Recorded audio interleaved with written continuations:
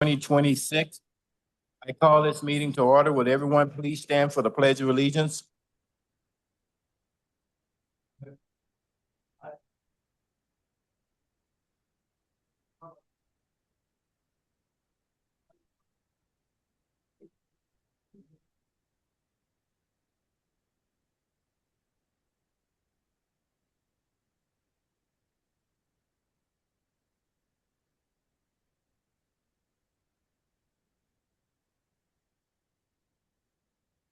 Okay. Up next, we have roll call.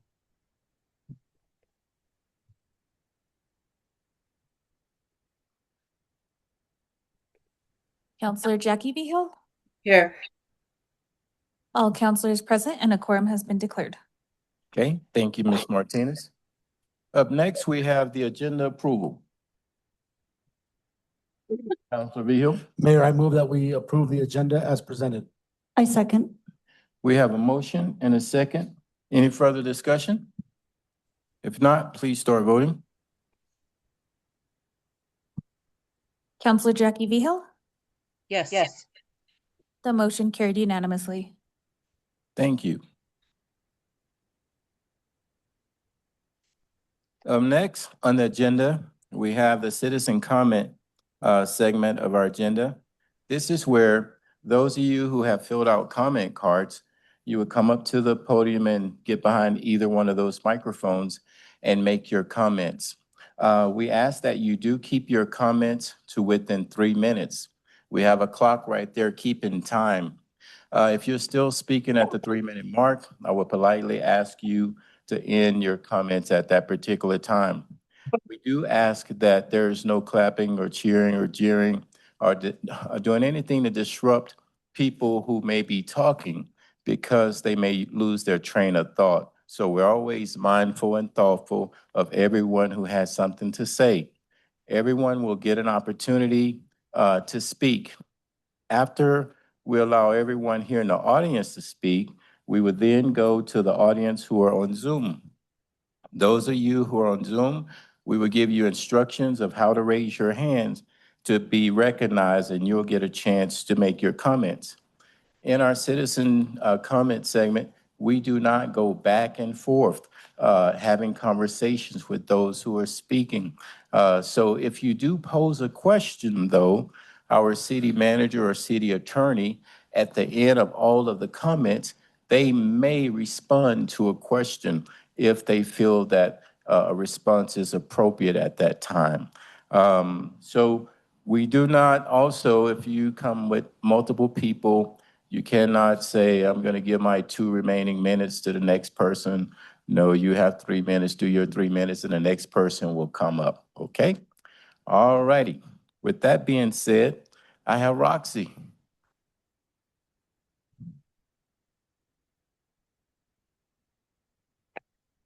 All right, good evening, everybody. I wanted to start by thanking our city attorney for the thoughtful analysis of the ice hold room that was put into a memo. And I was surprised to learn that this facility has apparently been operating without local authorization all the way since 2005. And in addition to operating without local authorization, it also seems to be operating without oversight as far as I could tell from things I was seeing. That ICE is required to open their immigrant detention facilities to oversight by federal officials, but these hold rooms, as this one has been designated, are not under the same oversight requirements. And so that leads me to a lot of concern of things that could be going on there that we're not truly aware of. We've heard stories from around the state of facilities such as that having no beds or inadequate toilet and shower facilities and documented abuse. And so with that lack of oversight, I did want to raise that concern of just maybe not being sure really what's going on in our community at that facility. And of course, we do know that there are students in our schools, members in our churches, neighbors of ours that are undocumented in this community. And so that is a concern for me for sure, and I think for a lot of us here this evening. And so knowing now about the unlawful use of the facility at the 1921 State Avenue location, I would hope that City Council will move forward with alternative 1 in the memo to enforce the code and terminate that unlawful use. I'm asking the council this evening to do the public duty of requiring full compliance with city laws and regulations in that way. And if the City Council does not choose alternative 1 tonight, I would hope maybe that there's that there's a way to make that facility subject to oversight so that at least there might be more awareness of what is really going on in there and in our community. So thank you all for your time. Thank you. Up next, we have Martha Showman.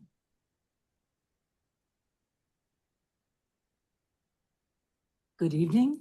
My name is Marta Showman. I've been in Alamosa since 2019. I'm here to address the ICE holding facility at 1921 State. As a result of a conversation I had with a staff at the Immigrant Resource Center back in September of 2025, I became aware that ICE was in the building on State Avenue. And I also learned that originally, back in 2005, it was used as a administrative office and transfer site. The ICE building has since, as you know, morphed into more of a building where secret hold rooms are being used. And as has been reported by the Courier most recently, between January and October of 2025, total of 53 individuals, including a young child, were held there in inadequate and illegal conditions. The building, as you also know, is illegally zoned. So not only are issues of human rights and civil rights at stake here, zoning concerns highlight issues of fairness for business owners, renters, and property owners. If the council does not hold the ICE facility to the existing zoning codes, what message does that send to property owners around town? As a tenant, ICE gets privileges while it abuses the Constitution in its arrest, detainment, and deportation practices. It is time for ICE to be held accountable to follow local, state, and federal law. Given the legal constraints the city must work with, I encourage council members to take to heart Attorney Sisaw's recommendations of Alternative 1 found in his March 30th communication to council. Enforce the UDC and direct staff to work with ICE and the landlord to terminate unlawful uses. This is a direct action the city can legally take with federal agents at this time. These are the agents that will prove increasingly detrimental to our community, our economy, and the well-being of all people who live in the valley. We have repeatedly seen that ICE knows no boundaries or compassion. It is time for City Council to hold the line related to ICE, local ICE operations. We must stay awake and not cooperate in silence to the bidding of ICE and its federal counterparts. This is the time for the City Council to take a stand. It is a time to be strong and of good courage. Thank you. Thank you. Up next, we have James Bauer.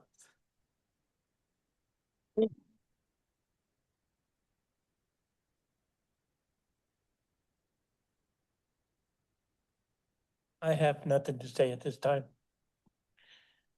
Thank you.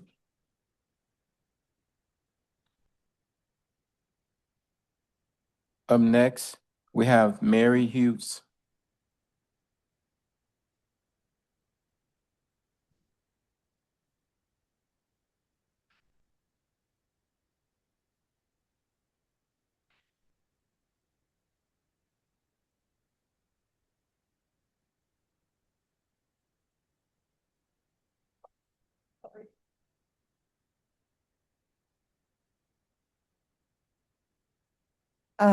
Hi, good evening, Mayor and council members.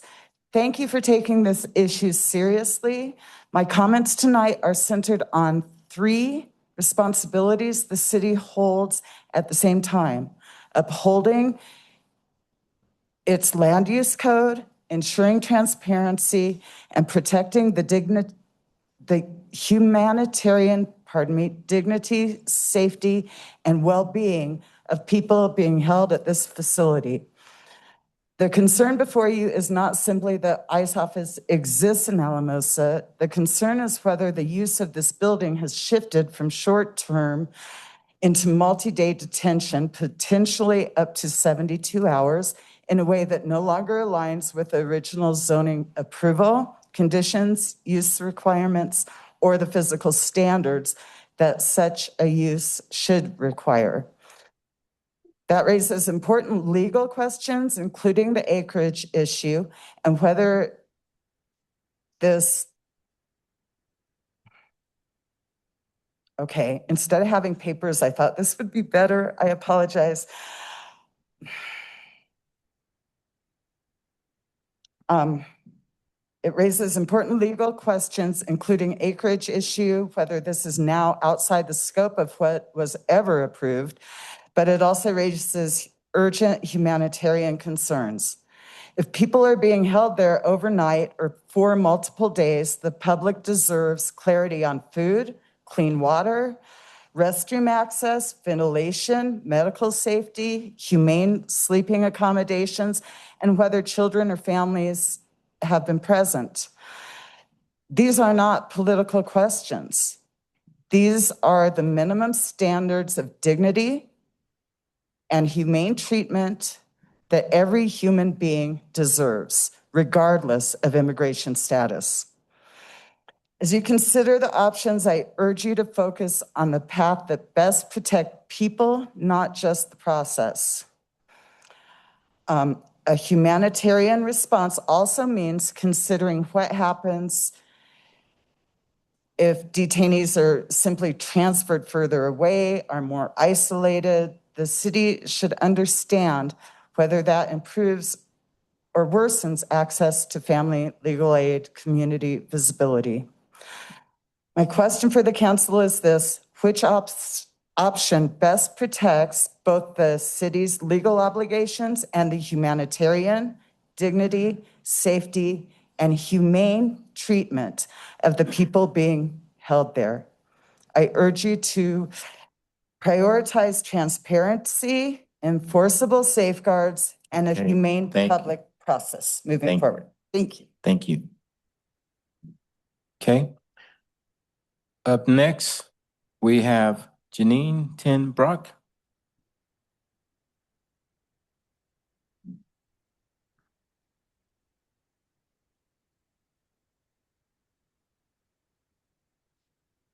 Good evening. Good evening.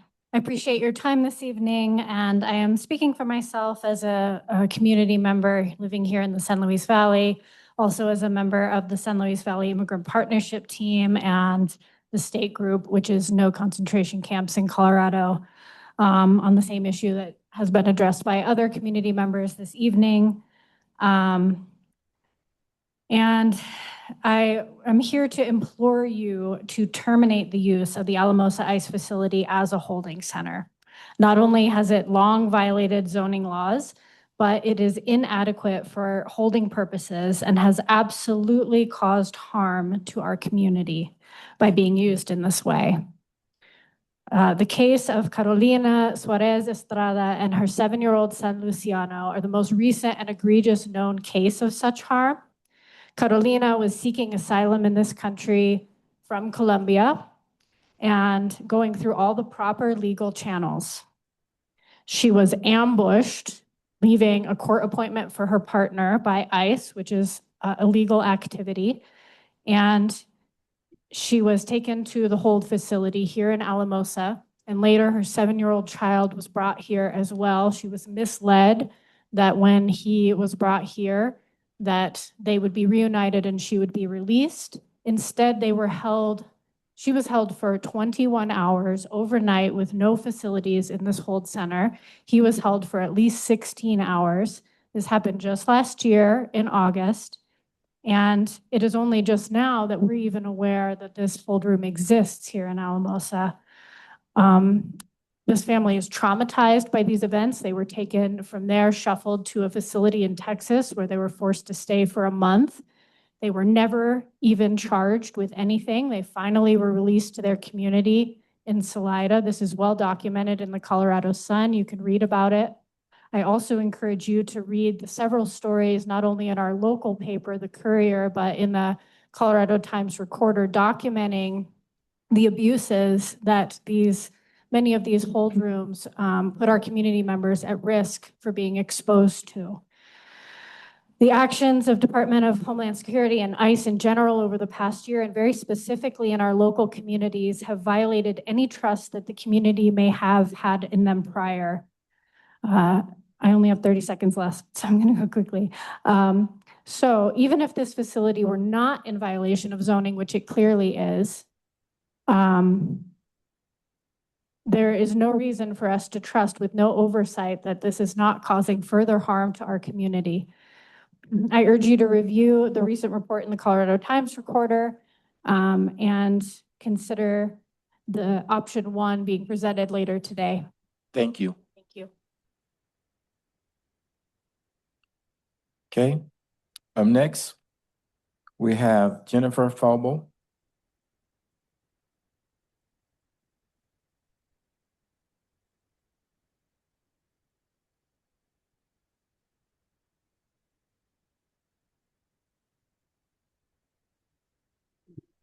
The red light's okay. Mhm. Okay.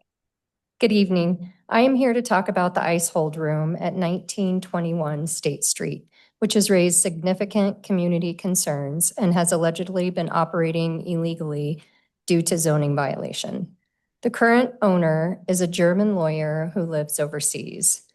The facility's ownership is now reportedly being transferred to another entity, according to the Colorado Times Recorder. Since last June, there has been a dramatic expansion in the use of temporary hold rooms across Colorado, more detainees held for longer periods, many exceeding legal limits. These are cement rooms, they're co-ed, there's no privacy, no beds, open toilets. Some have no access to water at all, constant lighting, which is a known form of psychological torture. Here in Alamosa, we have a documented case in which individuals were held at the 1921 State Street location for 21 hours.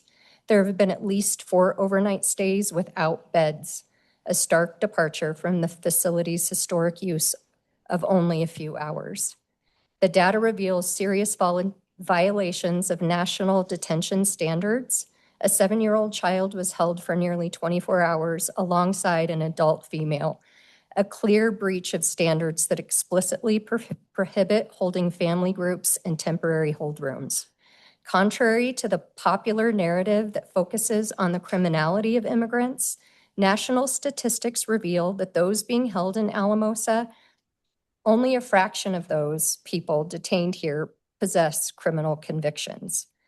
This means the majority of individuals being held are not criminals, but instead innocent community members, individuals with deep ties and family connections to our Southern Colorado communities.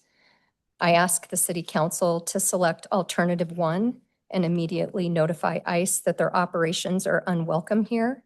This zoning violation is the perfect opportunity to close the door on ICE. Thank you. Thank you.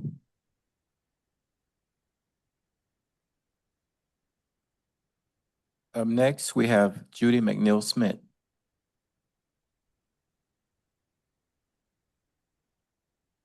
Good evening, Council. I'm Judy McNeil Smith, and I'm here just as a private citizen. I've lived in Alamosa for over 30 years, and I just want to make it stated that I oppose changing the use of 1921 to being a holding facility. I think everybody else is saying it very eloquently, but just I wanted to go on the record. Please don't go down that path. Thank you. Thank you. Up next, I have Lance Cheslock.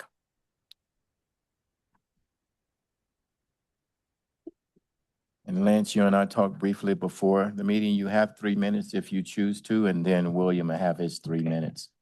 Thank you, Council. I want to just applaud everybody that came forth to speak, your voice and your thoughts and your hearts and your compassionate and humanitarian vision for the world. We have that at La Puente. I want to thank the City Council for practicing democracy, practicing dialogue. And to that end, I'm proud to introduce William Bullock, who is La Puente's new CEO.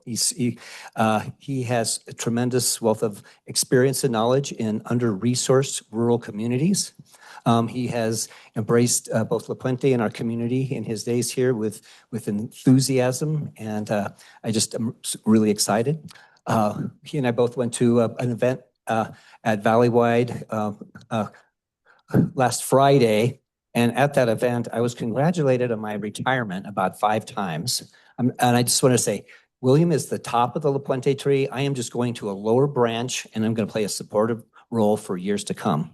So it's my honor and privilege to introduce William to you. And again, I just want to thank you for practicing democracy and your, you all moved me to tears, and I know the council is going to do the right thing. Thank you. So we're going to start over and give William his 3 minutes. There you go. Thank you very much for this opportunity to introduce myself to you, Mr. Mayor, and the City Council.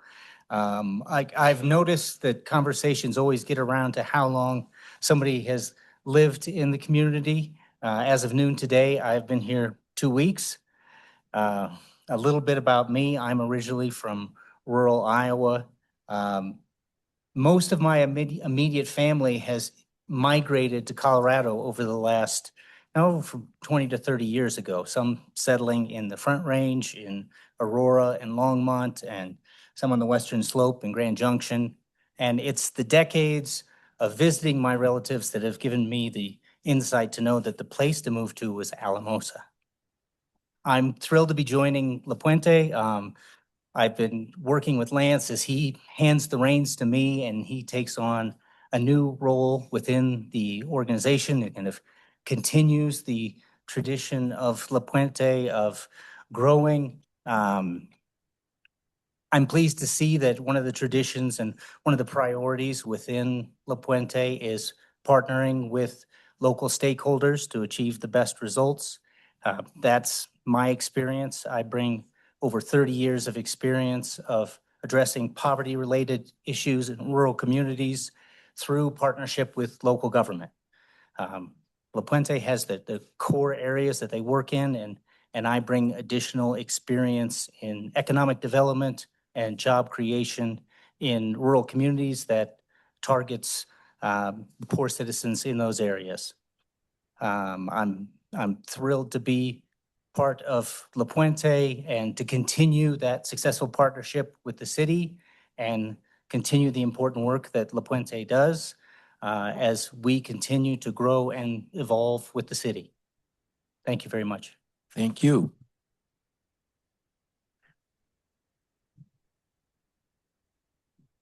Okay, Ms. Martinez, those are all the comment cards I have. So now we're going to open up the citizen comment segment to all of the Zoom participants. If you don't mind, Ms. Martinez, could you please give them instruction on how to raise their hands so that they can be recognized? Yes, sir. If you're on the Zoom app and you want to speak for public comment right now, you'll use the raise hand feature in the bottom of your screen. If you're on a telephone, you'll dial *9.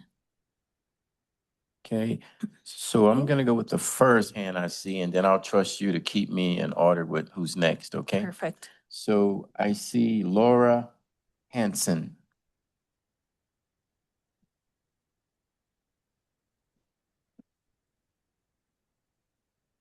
So Laura, your mic is muted right now, so if you could find a way to unmute your mic, then you would be able to speak and we can hear you. We cannot hear you at this time.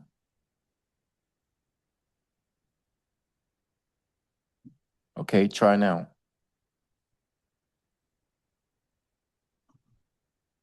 You're unmuted, but we can't hear you.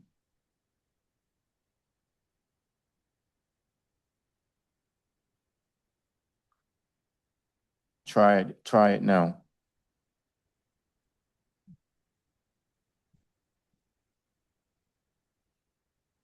So Laura, what we're going to do is we'll see who else has a raised hand and we'll go to them, but we'll come back to you since your mic doesn't appear to be working at this time.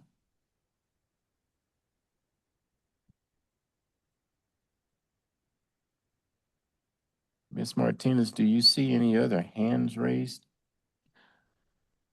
Oh, I just see one now. Looks like Representative Matthew Martinez, your hand is raised. You're next. And Laura, please keep trying and we'll come back to you.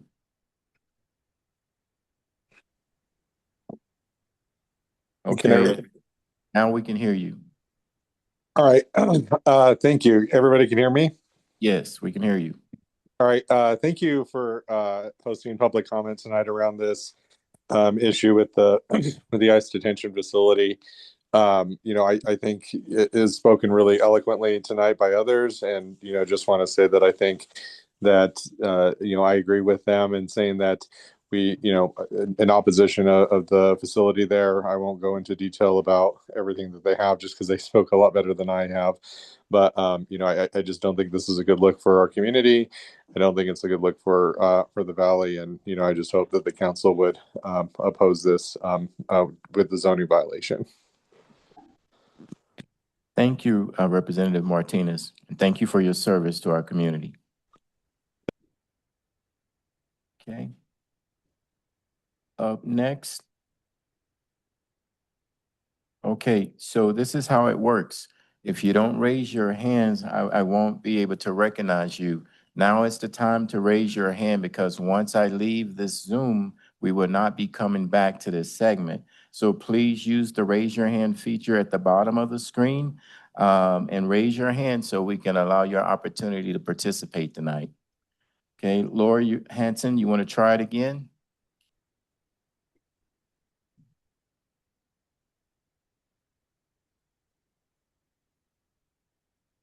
Okay, seems like, who is the next person? I can't see their name is blurry. Oh, Cayman, okay. Let's try Cayman until Laura's mic starts to work. Let's go with Cayman. Go ahead and start. Hey, can you hear me? Yes, is this Cayman? Yes, it is. Okay, Cayman, the clock is starting. Go ahead. Okay, I just want to read a statement from Alex Keloff. He says, I urge the council to explore all possible avenues to phase out ICE detention facilities and prioritize solutions that are more compassionate, transparent, and aligned with our community's values. Let's use all means necessary and resources possible to shut down ICE detention facilities. And that is it. Okay, thank you, Cayman. Up next, we have Seamus.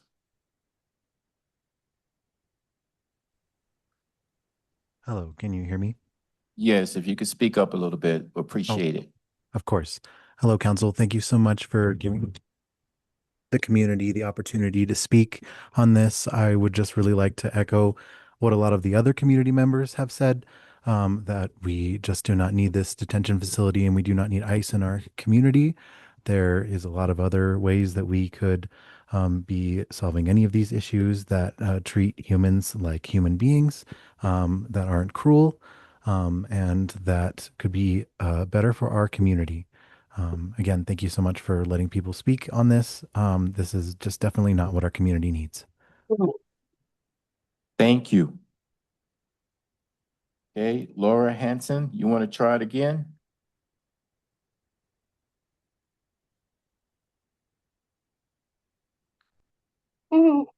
Yes, go ahead. Now we can hear you. Laura, we can hear you if you could speak into the mic. Now we can't hear you.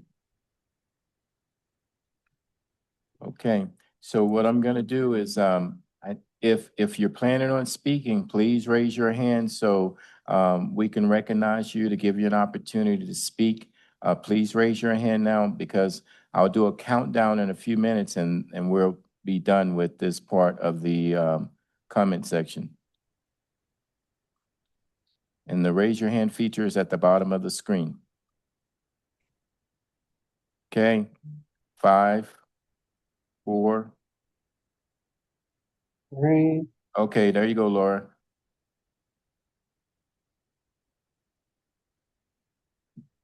Okay. All right, that's it. Okay, so we're gonna turn the comments back to our city manager and our legal counsel, just in case they want to make any comments at this time. Mayor, we do not have any comments to make at this time. Okay, thank you. That moves us to the next item on the agenda under ceremonial items, Sexual Assault Awareness Month Proclamation.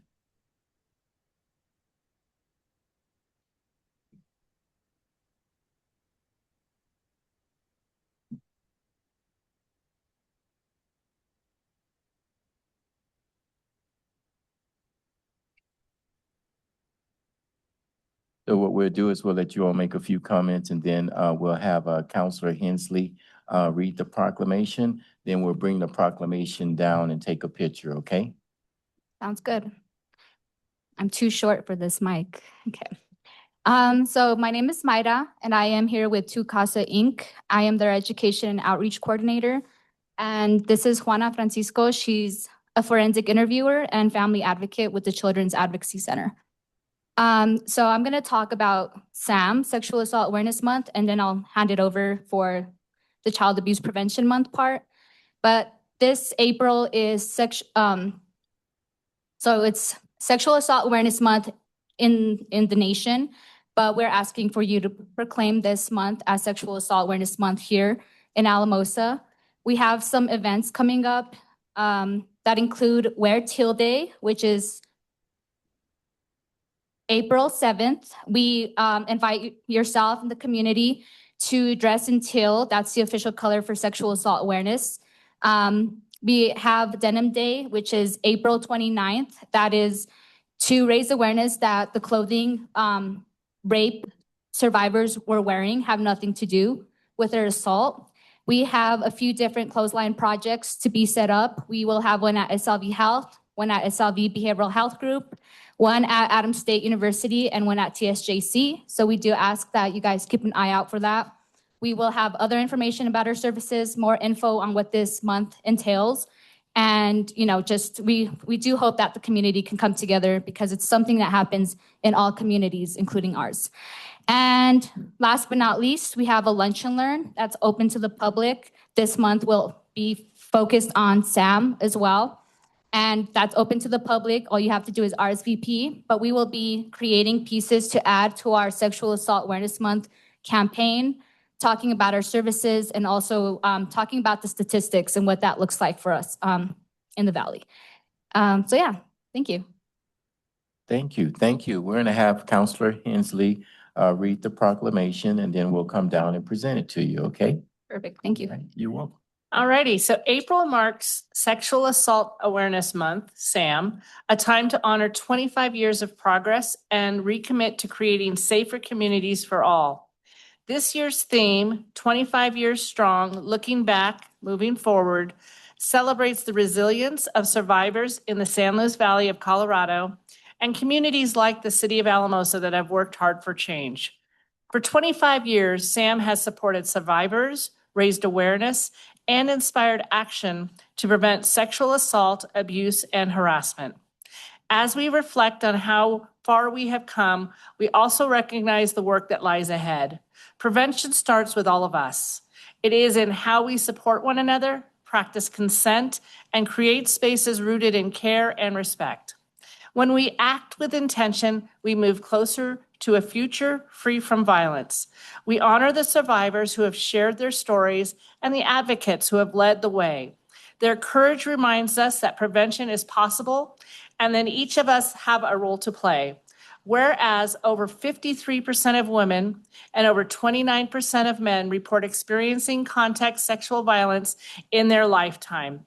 Whereas more than 1 in 4 Black women, 29%, 1 in 3 Hispanic women, 35%, and 33% of all adults with intellectual disabilities have experienced sexual violence or unwanted sexual contact. And whereas most victims, 87% of women and 89% of men, did not disclose their experiences to anyone, highlighting the need for improved support and accountability systems. As such, we must strive to create strong, connected communities in the San Luis Valley that uplift survivor voices, take action to promote community education and awareness, and work together to change our society so it is safe for all.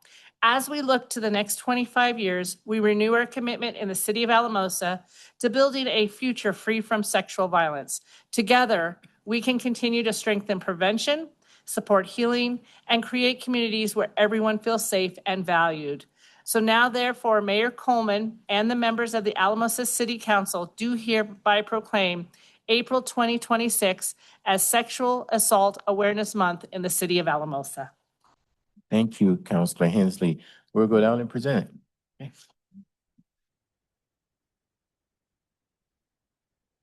Okay.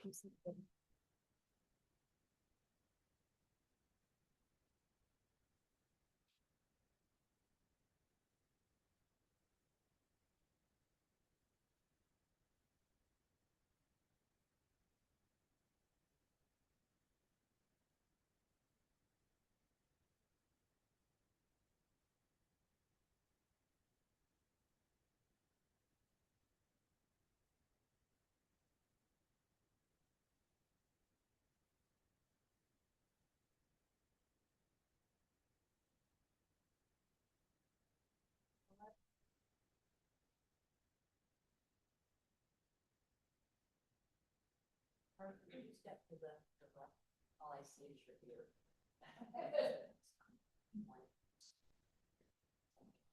what I was cool.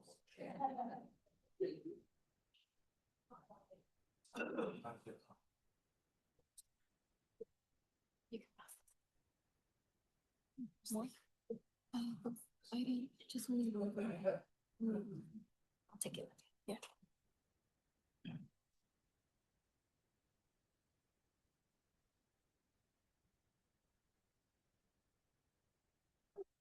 Okay, up next, we have Child Abuse Prevention Month proclamation. And this proclamation will be read by Councilor Martinez in a few minutes, but we'll go to you all first. Thank you. Well, first of all, good evening. I just wanted to say thank you for hosting us and recognizing April as Child Abuse Prevention Month. Your support and the formal proclamation means a great deal to our organization and the families we serve. We appreciate your commitment to ensuring every child in our community has a safe and safe, nurturing environment. And like Maida said, I am from the Children's Advocacy Center, which is a branch of Tucasa Inc. And we're not doing a lot of activities or stuff for Child Abuse Prevention Month. The only thing that we're wanting to highlight is that we're doing a poster contest for children. The theme this year was, do you remember the theme? Keeping kids safe in the digital space. And so we went to center schools and the Boys and Girls Club here, and we had the kids do like an artwork relating to that theme.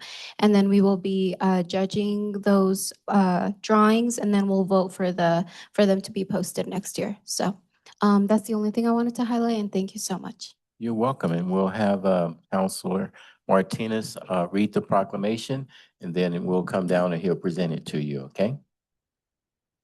Whereas prevention is possible with strong policies, early support, and community investment, families and children can thrive, fostering stability and long-term well-being. And whereas the early experiences of a child impacts them throughout life, and positive childhood experiences, such as safe, stable, and nurturing relationships can help children thrive and mitigate the effects of diverse childhood experiences.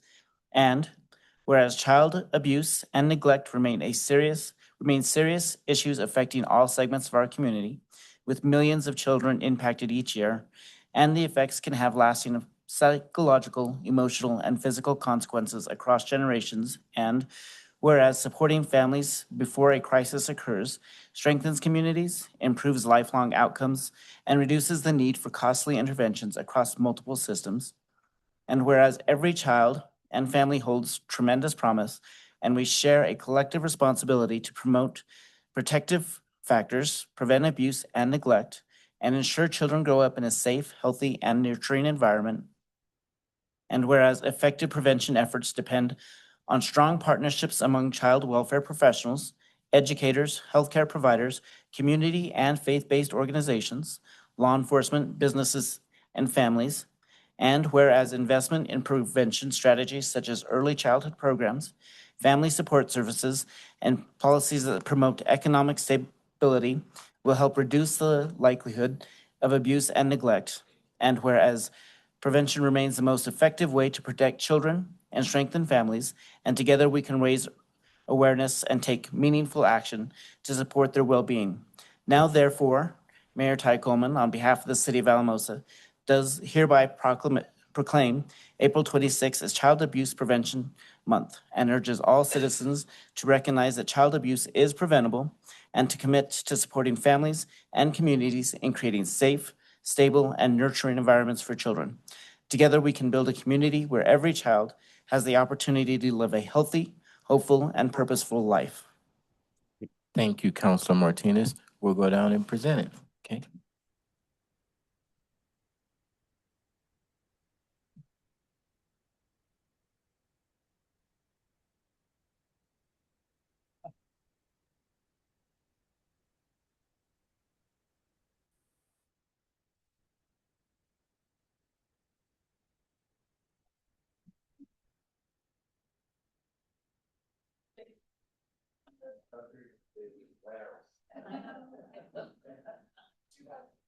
One, two,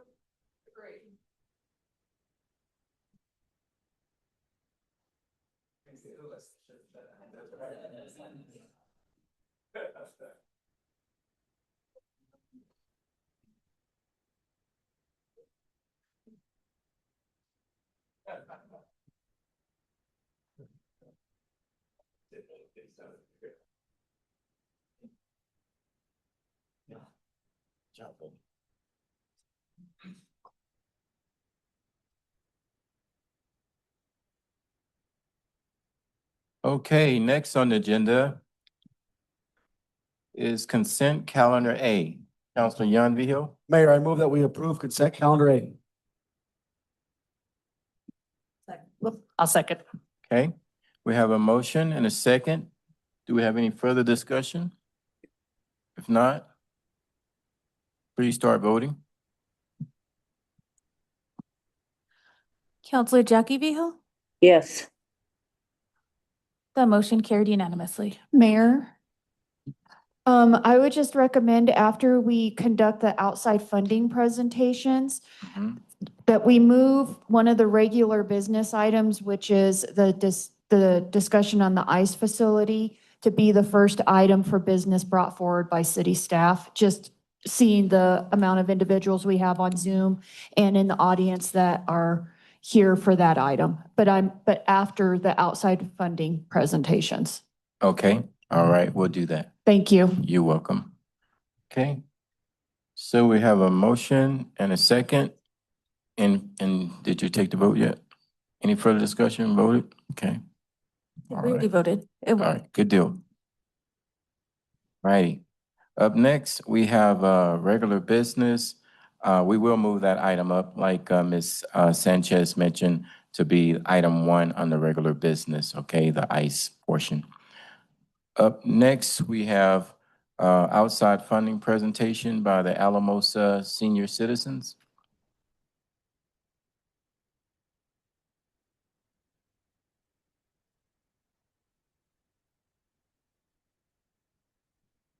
And I know when I'm beat because I am short, so I'm going here. So good evening, Mayor, Council members, and community partners. Thank you for allowing me the opportunity to speak with you today on behalf of the Alamosa Senior Citizen Center. It is truly an honor to represent an organization that has served this community for over 50 years and that continues to play a vital role in lives of older adults across the San Luis Valley. At the heart of everything we do is our mission: to create a warm, welcoming space where seniors feel at home, build friendships, and find purpose. So 2025 can be defined as a year of steady growth, renewed connection, and thoughtful planning for our organization. Our senior center has remained a consistent and welcoming place where adults age 50 and over can gather, stay active, and support one another. 2025 was also about strengthening how we operate. We focused on improving our internal systems, enhancing our financial oversight, and ensuring long-term sustainability. More importantly, we also took the time to listen to our community, and we used that feedback to guide our decisions. So last year, we served more than 325 older adults from across the San Luis Valley. We offered 366 fitness and wellness classes. We introduced new exercise opportunities like Qigong, an older and more meditative form of Tai Chi, and line dancing. We also hosted professionally led art classes, including a 2-day colcha class, which is a traditional Hispanic textile art from northern New Mexico and southern Colorado. And some of those participants created a group at the center that still continues to work on their projects and teach others. We also hosted multiple speakers through RSVP's speaker series and held live music events. We took over 25 day trips around northern New Mexico and southern Colorado, which gave participants opportunities to explore, socialize, and experience joy outside of their normal activities. Nutrition remains a critical service that our community needs, and in 2025, our center planned, prepared, and served more than 2,600 congregate and home-delivered meals through our Thursday lunch program. This program continues to this day, and we do plan on hosting that Thursday meal until South Central Colorado seniors can go back to 5 days a week. Behind all of these activities are our volunteers, both through RSVP and otherwise, and they all contributed more than 740 hours of volunteer service. Their generosity is truly the backbone of our organization, and we wouldn't be nearly as successful without them. We are proud of the strong partnerships we've built with the City of Alamosa, Alamosa County, local foundations, and community organizations. These partnerships are essential. They allow us to remain accessible, responsive, and accountable, not only to those we serve, but to also the broader community as well. And at the same time, we want to be transparent about the challenges we face. As we outlined in our financial summary, which you have in front of you, the cost of delivering our programs exceeded our program income by nearly 30% in 2025. This gap was mainly filled through grants, donations, fundraising efforts, and membership support. And while we have been able to manage this through diversified funding, it reflects a growing reality. Our services are in growing demand. We are also seeing rising operational costs, particularly in food for our Thursday program, transportation, and facility needs. As shown in our annual expense breakdown, program costs make up the majority of our spending because that's where our priorities lie, in serving our adult community. Looking ahead to 2026 and beyond, we remain focused on growth with intention. 2026 is bringing partnership with Care and Share to Alamosa senior citizens. We will be hosting the mobile market once a month beginning this spring, and we have another project in the plan with Care and Share in order to bring more opportunity for fresh produce and nourishing food to older adults in the Alamosa area, because food access is highly important for diabetics, grandparents raising grandchildren, and older adults on fixed incomes. We are planning new trips, additional classes, and expanded partnerships that will continue to enrich the lives of those we serve. Our goal is not just to expand, but to strengthen, ensuring that every program that we offer is meaningful, sustainable, and responsive to our community's needs. But more importantly, we're planning for people. Our board of directors believes that Alamosa Senior Citizens is more than just a building. It is a place where friendships are formed, where laughter is shared, and where people are reminded that they matter. Because when we talk about the Senior Center, we're not just talking about numbers. We are talking about individuals, neighbors, grandparents, veterans, and lifelong contributors to this community. We are talking about people who deserve to age with dignity, independence, and connection. And that is something worth investing in. I want to close by expressing my sincere gratitude again to the City of Alamosa for your continued support and partnership. Your commitment helps ensure that we can continue serving older adults today while preparing for the needs of tomorrow. To our community partners, our volunteers, and our members, thank you for being part of this work. Together, we are building a stronger, more connected Alamosa. Thank you for your time. Thank you. And if you could just stay there for a moment, just in case we have some council members who would like to make any comments, okay? Okay. Councilor Cribbs, go ahead. Councilor Cribbs. Thank you, Mayor. You're welcome. I am the council person that serves on the board of the Senior Center, and it has been my honor and my privilege this entire time to watch it grow and now thrive under your leadership. And I urge everyone to come out and help participate in the events and just see all the changes that have been made to date and that are coming. It's fun to be in this position to just watch it grow. And thank you so much for everything that you're doing. Thank you. Okay, I don't see any other lights lit up, so I'll go ahead and wrap things up. Your numbers of the people that you serve are very impressive, especially when you look at the meals. Over 2,683 meals served on Thursdays in 2025. A lot of times people don't realize that sometimes the meals that you all serve is the only well-balanced meal our seniors get a chance to have, and we really appreciate that. The other number that stands out is the 366 fitness and wellness classes. That is so important for our seniors as well, because I've been told that your health is your wealth. And by you conducting these classes, you're able to help the seniors stay healthy by exercising. So thank you so very much for everything you do. It's little things you do that makes a big difference. It is. Thank you very much. You're welcome. Okay. All righty. Up next, outside funding presentation, RSVP Spark.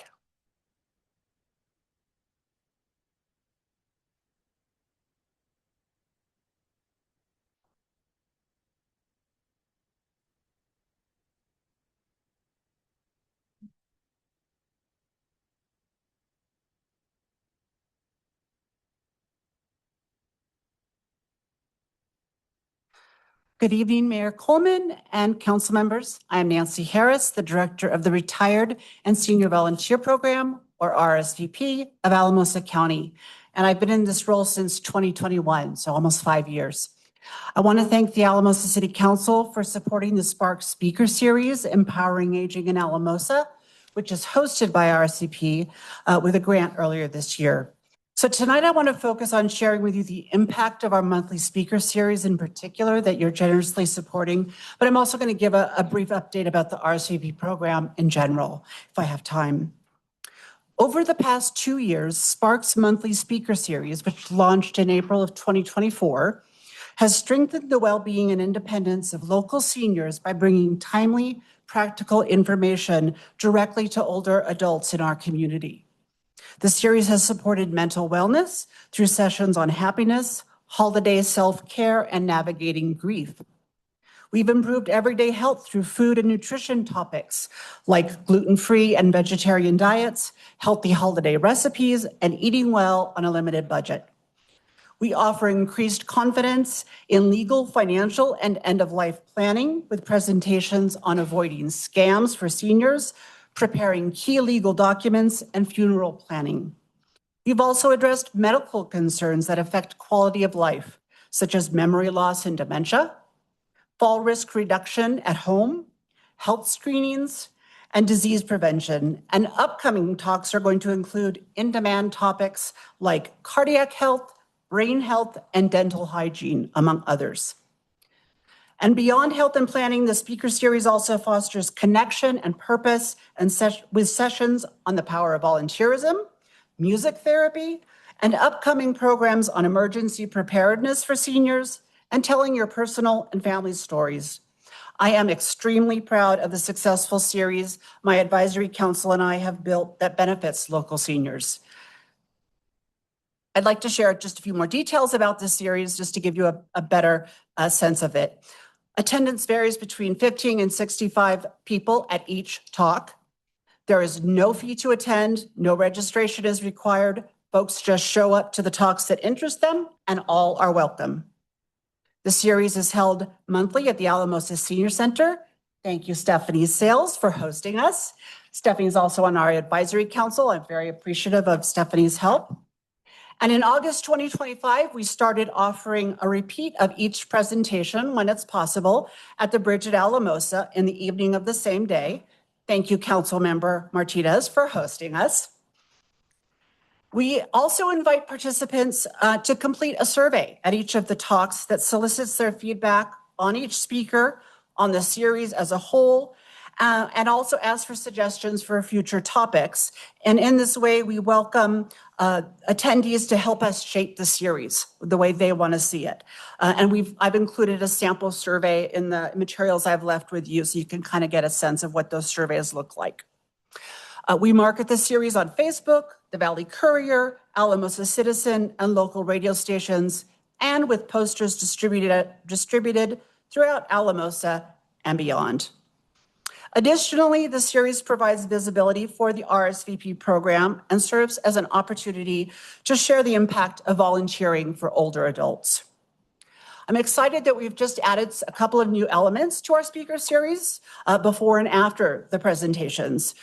We've invited our partner organizations that I work with through RSVP to give what I'm calling station updates for the first 5 minutes of each talk.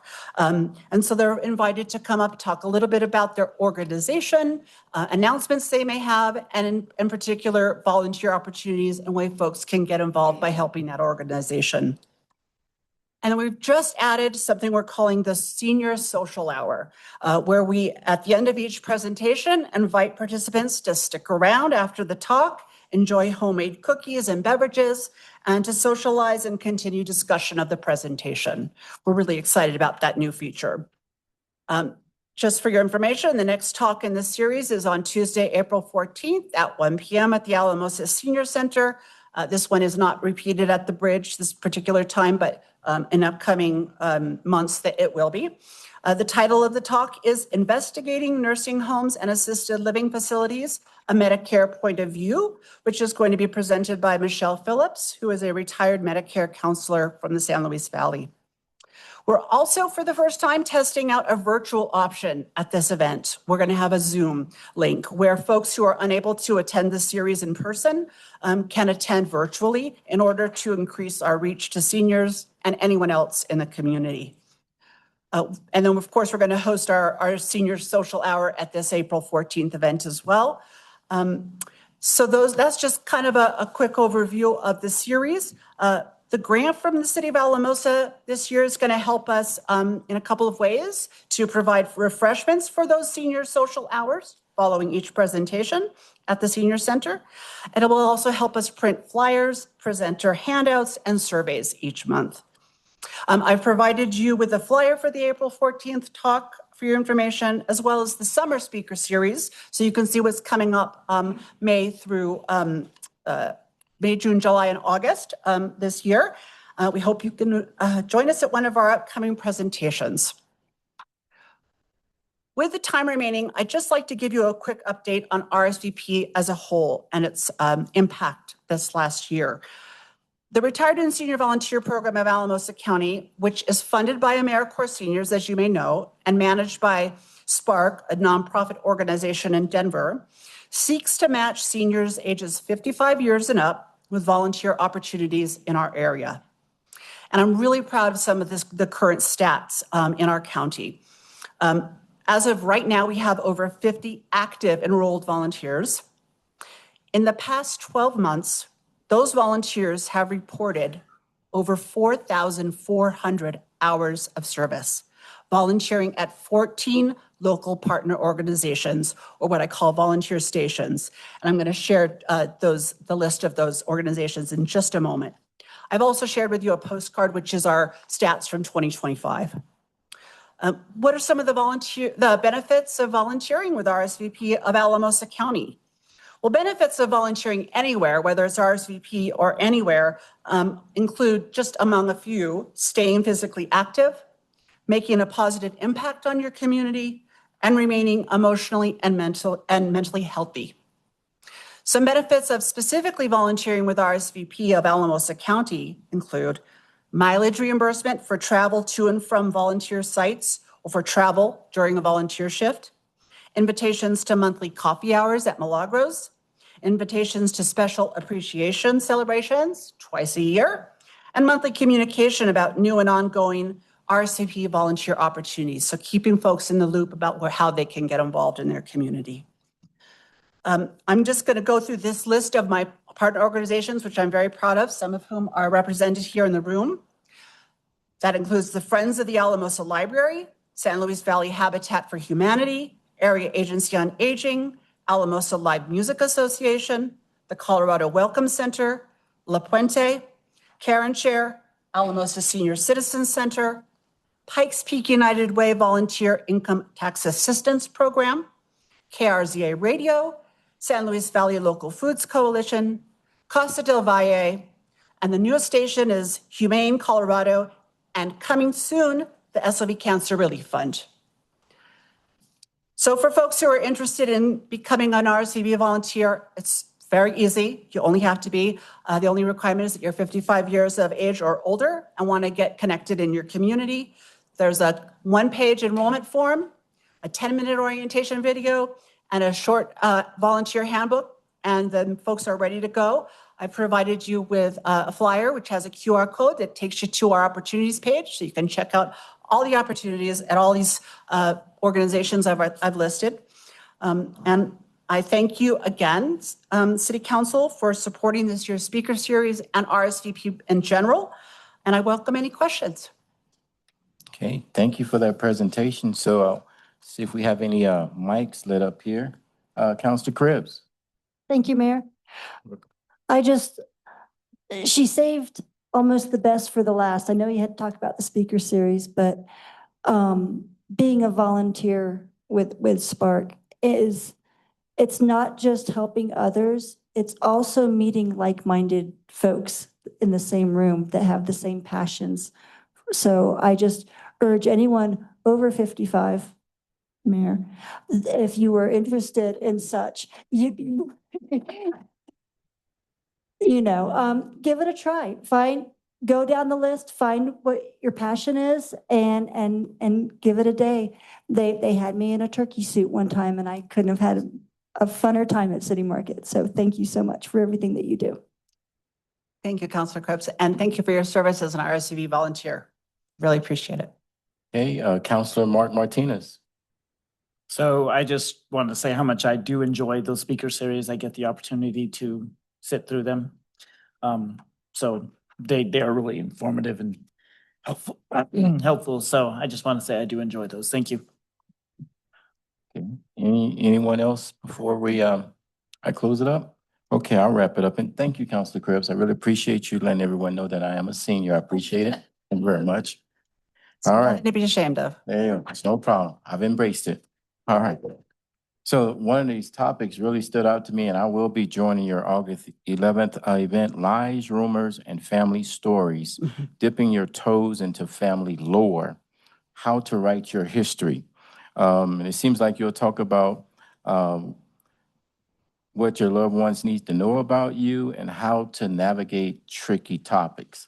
Real quick story about a couple months ago, my daughter and I went on a road trip from Portland, Oregon to Vancouver. And all of a sudden she wanted to hear everything about my life, even though she's been with me her whole life. I wish I would have learned how to navigate through some of those tricky topics. So that's why I'm going to sign up for this, because we'll go on another road trip and I'll know how to navigate through it. So thank you for this. You're welcome. And I just wanted to say that out of the over than 20 presentations we've had over the 2 years, all but 2 of those speakers have come from our valley. So we have some amazing talent and expertise here that I will continue to leverage. And so those folks, Frankie Colton and Linda Smith, are right here in the valley, and they wrote a book about that. So I'm excited to share that. Okay. Thank you. Thank you so very much. Okay. That brings us to the next item. I think we're going to move an item up on the agenda, the 8F item. We're going to move up now. And I believe I'm going to turn this over to our city attorney. Go ahead. Thank you, Mayor. And I'm just going to start by reiterating a little bit of the background that was in the council communication, in case not everybody is familiar with that. But the issue that comes before council right now stems from the fact that it has come to the city's attention that 1921 State Avenue is and has been since 2005, as near as we can tell, being used as what I would describe as a temporary hold facility, as well as some office activity. It's the temporary hold facility, which we understand involves holds of no more than 12 hours. I'm not sure how many holding rooms or cells they have, but it's that use of that property that is inconsistent with city zoning, and it's been inconsistent since 2005. As you will recall, the city did a major overhaul of its land use code effective January of 2018 with the Unified Development Code. That 2018 changed the zoning of 1921 State, which was commercial business. Post 2018, it's now industrial. The use would be an allowed conditional use in the industrial zone, except for the fact that a handful of conditions that must be met for that use to be allowed aren't met, the most significant of which is a 5-acre minimum size for the property. This lot is 1.35 acres, so it's quite far from that condition, from satisfying that condition. Similarly, the UDC does recognize what we'll call grandfathered uses. It does recognize uses that were in place at the time that the UDC was adopted.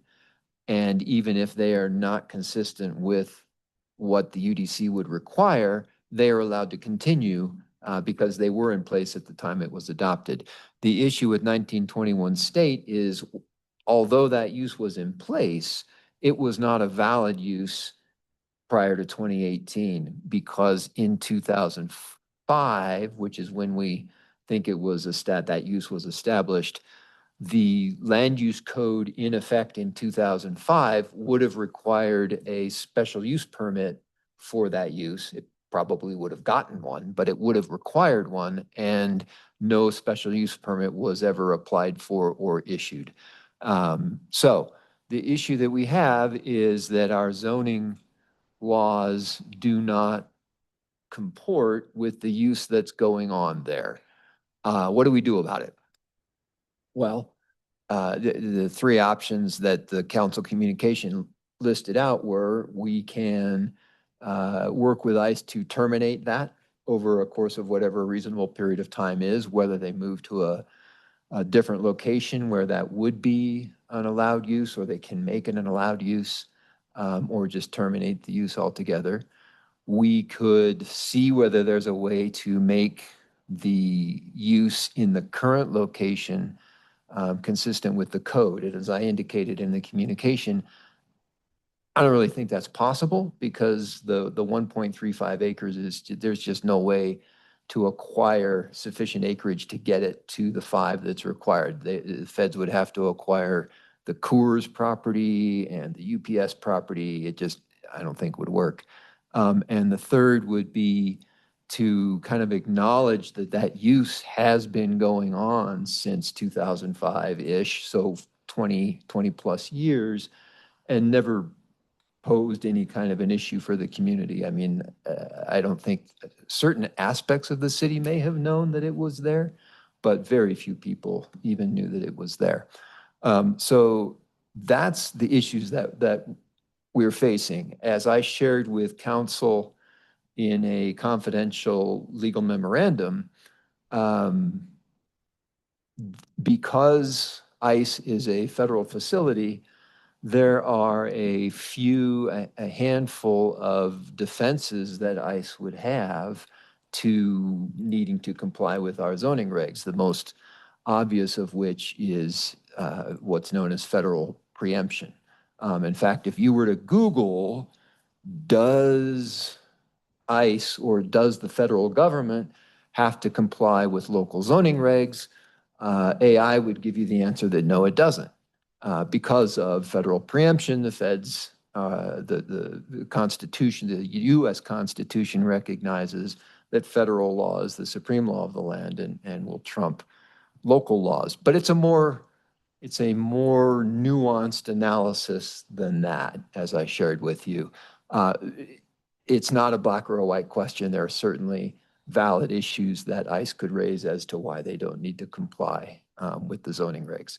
So with that, I think that's sort of the background. The issue that is presented for you guys to figure out is, how do you want to direct staff to work with this situation? What approach does the city want to take with respect to the fact that this use of 1921 state is an unlawful use under the current zoning code? Okay, thank you so very much, and we appreciate you sharing that background. And I know all of council have done their due diligence in reading through all the material and for the conversations that we're about to have. So council, if you feel like making any comments, please turn your mic on and I will recognize you. And then I do ask that we allow council members to speak freely before we interrupt them so that everyone can get their thoughts out, okay? Councilor Michael Carson, I think you're up. I didn't want to go first. Well, I thought I pushed the button. Okay, You could go. I'll go I mean, first. yeah, I have questions, but, I mean, I could ask it right away. I'll just ask my question. So everybody's here tonight to expect something, you know what I mean? Because of this, the Habiba Soliman story right there, I've never heard any of these stories before tonight. Never heard any of the anything about this facility before the article in the paper.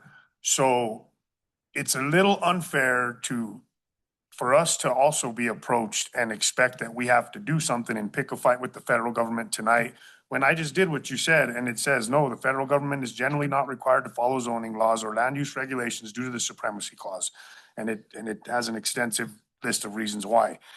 So I guess just to put this out here right away, I don't understand why we're even having this discussion if there's not much we could do except put ourselves in a very precarious position with the same issue we just went through with the wildfire mitigation thing. You know what I mean? When you start picking fights with the government, you risk getting hit with some of the federal grants that we apply for and you know, some of the state grants. We just went through this. So I'm just a little bit you know, taken aback as to what we're supposed to do here, especially because none of us have ever seen it. So my things are this: if we are gonna take any action at all, I want to know what they're doing there. I'd like to see if it's sufficient. I mean, again, I'm not a federal agent, but according to everything that was said here tonight, people are being held in cement rooms with no running water, things like that. This is all just stuff that people are saying. I have no knowledge of this. So it's a little bit difficult for me to put the city in a position where we're picking a fight with the Fed when we don't know everything except what we're being told right now to do by people. People have come in here tonight and told us we have to do the right thing. There's a lot of people that need to do the right thing today, right now, today in America. There's a lot of wrong things going on. And this is just a fight that seems really unnecessary, especially right now with the climate we're in, with everything that's going on. I get people are passionate about it, and I get people are frustrated with ICE. And that's terrible. I mean, if they were held there for 21 hours, that was obviously against policy, and we need to figure that out and find out if they are holding people there. So I would start with that. I mean, if there's anything that we could even do to inquire, to allow ICE to let us see the facility. I know, you know, sometimes local officials will be allowed that or given that ability.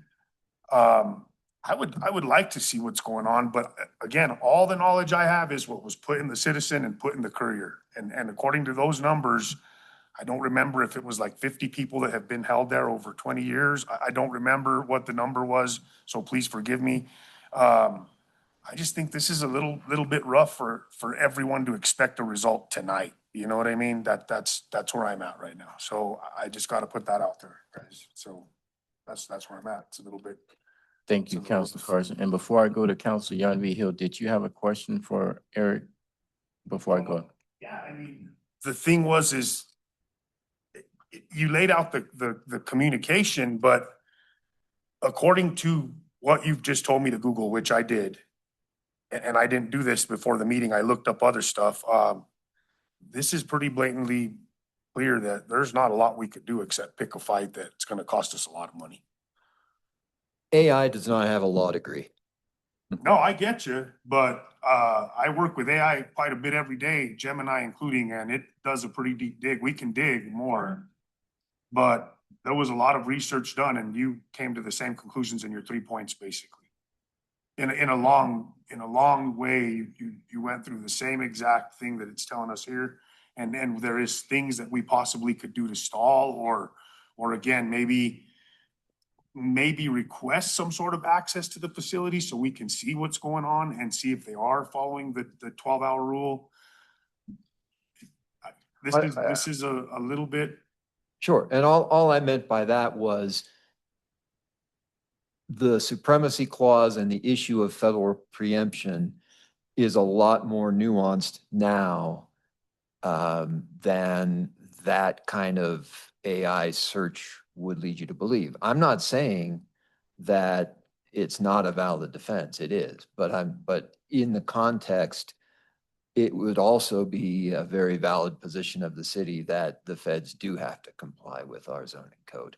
I don't know how that lawsuit would come up. I would say you're probably buying a lawsuit if you go down that road. And let's just say we found out there was things happening there that, you know, like this constantly. That's not our issue at all. Well, I'm just saying, what do we have? So basically, we're just being asked to comply with the zoning issue. So then I'm gonna go here, okay? And this is the thing, is people force you to end up in these positions. We were told also today that we've been allowing an unlawful use of La Puente for decades.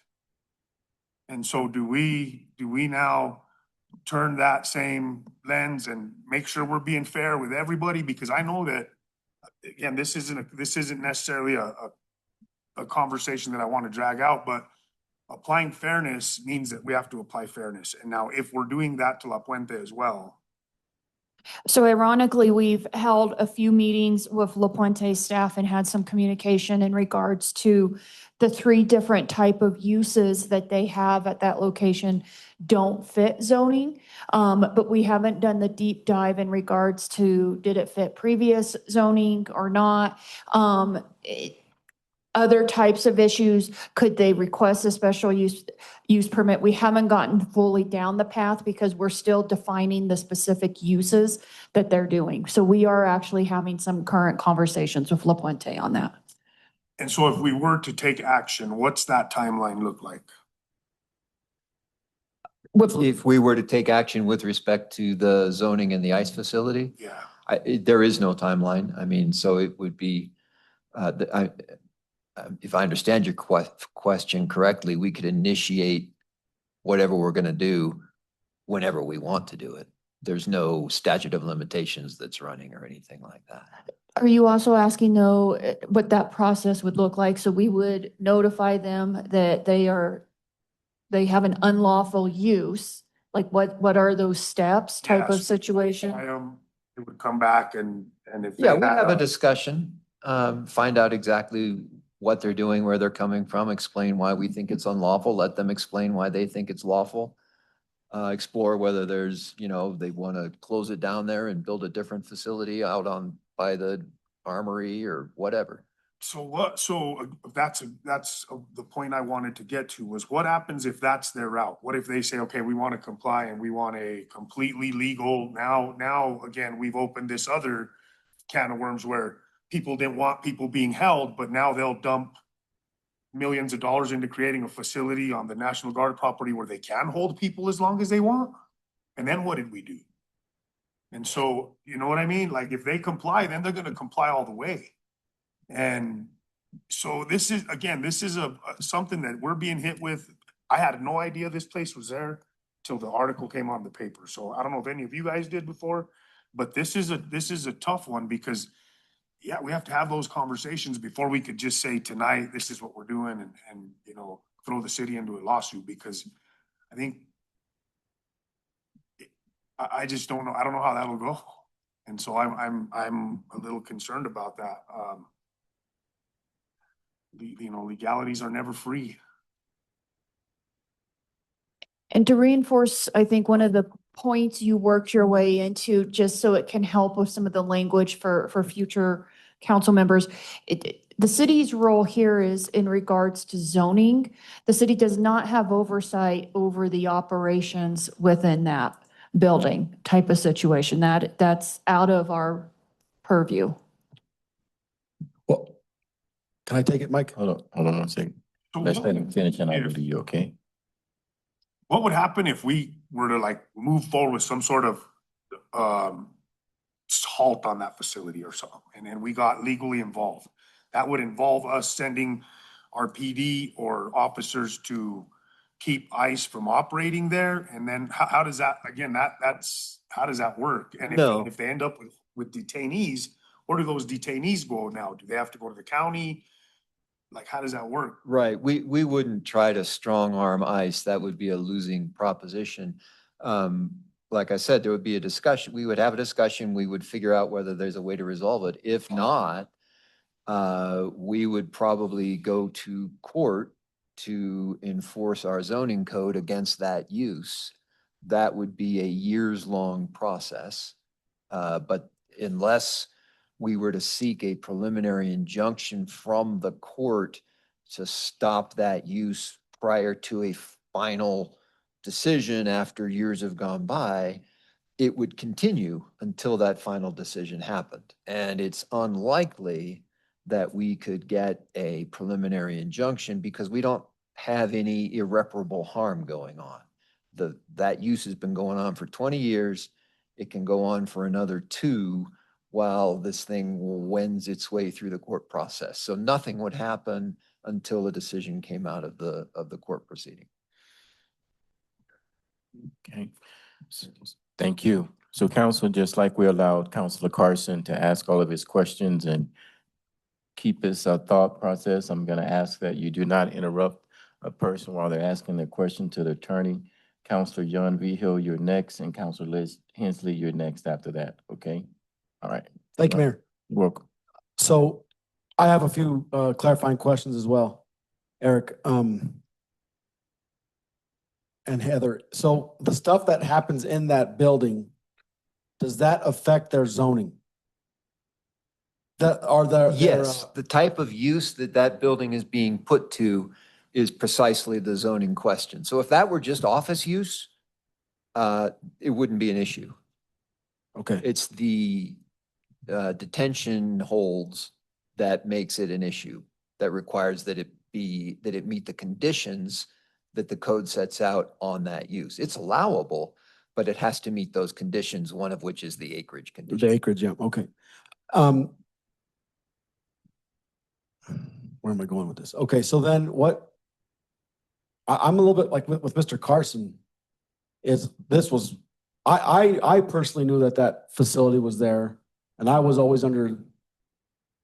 thought that it was just a place, a pass-through. If someone gets picked up, they go to Alamosa for a few hours and they're on their way to a different facility or wherever. And so I guess my next question is, the stuff that's been brought to light with what's going on there, the city of Alamosa had nothing to do with that, correct? That came from news outlets and. We don't know. Certain elements of city staff have had conversations with ICE.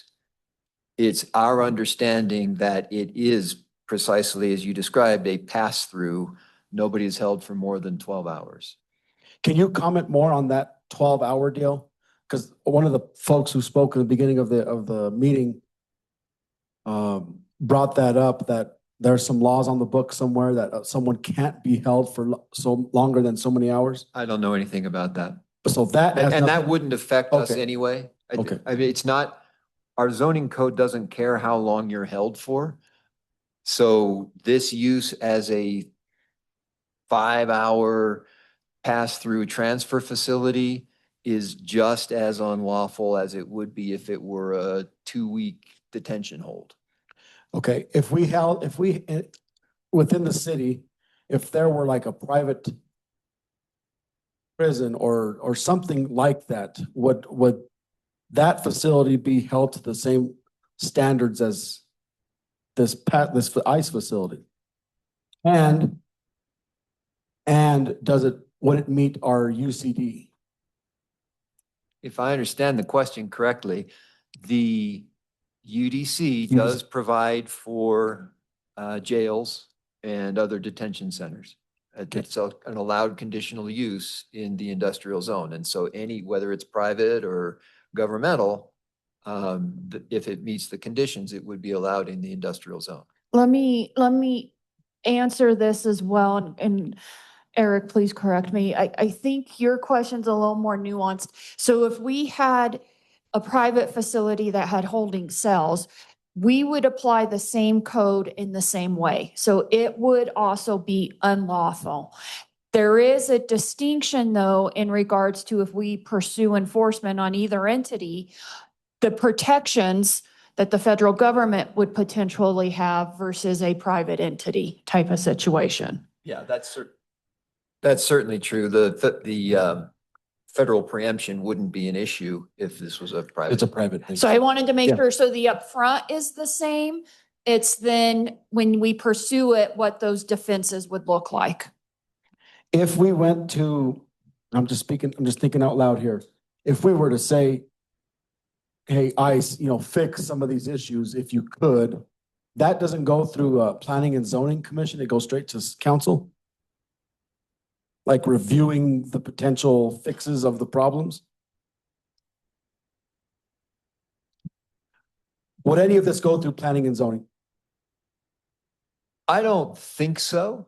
If ICE can fix the problem and it becomes an approved conditional use, and I don't see Deacon here. Oh, there he is.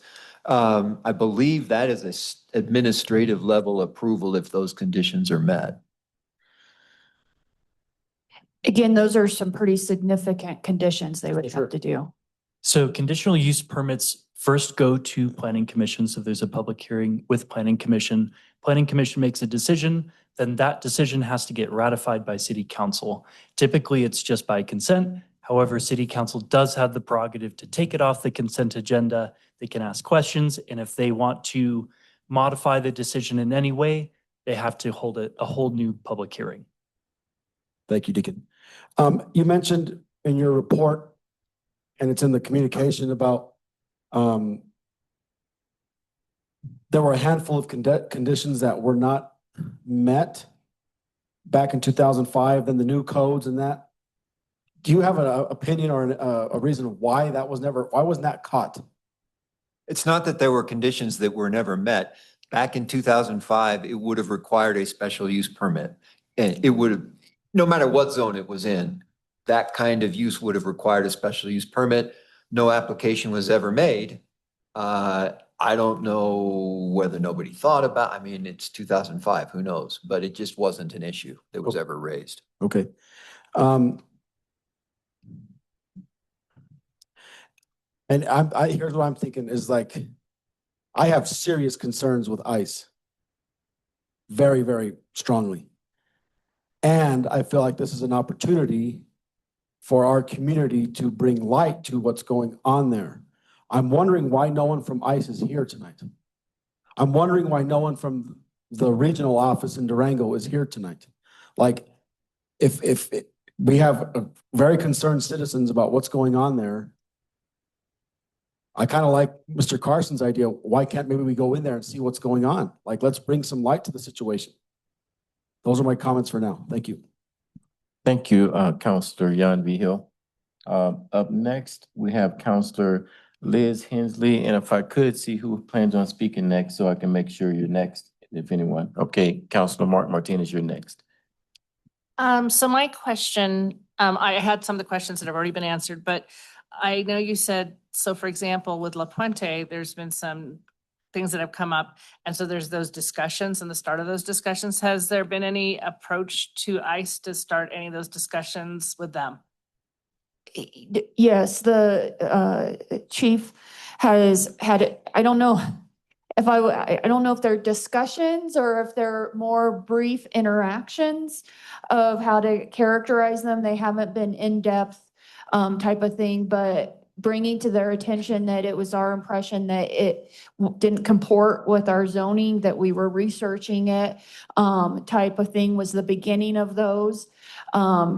And then it progressed to where when we finally determined that it probably is unlawful and all that additional, and that this was going to be coming before council. I know the chief was letting them know. He was also confirming how long we think those operations have been happening, type of thing. Because again, we don't have documentation. And so that's probably the extent of it, chief. I don't know if you want to add anything.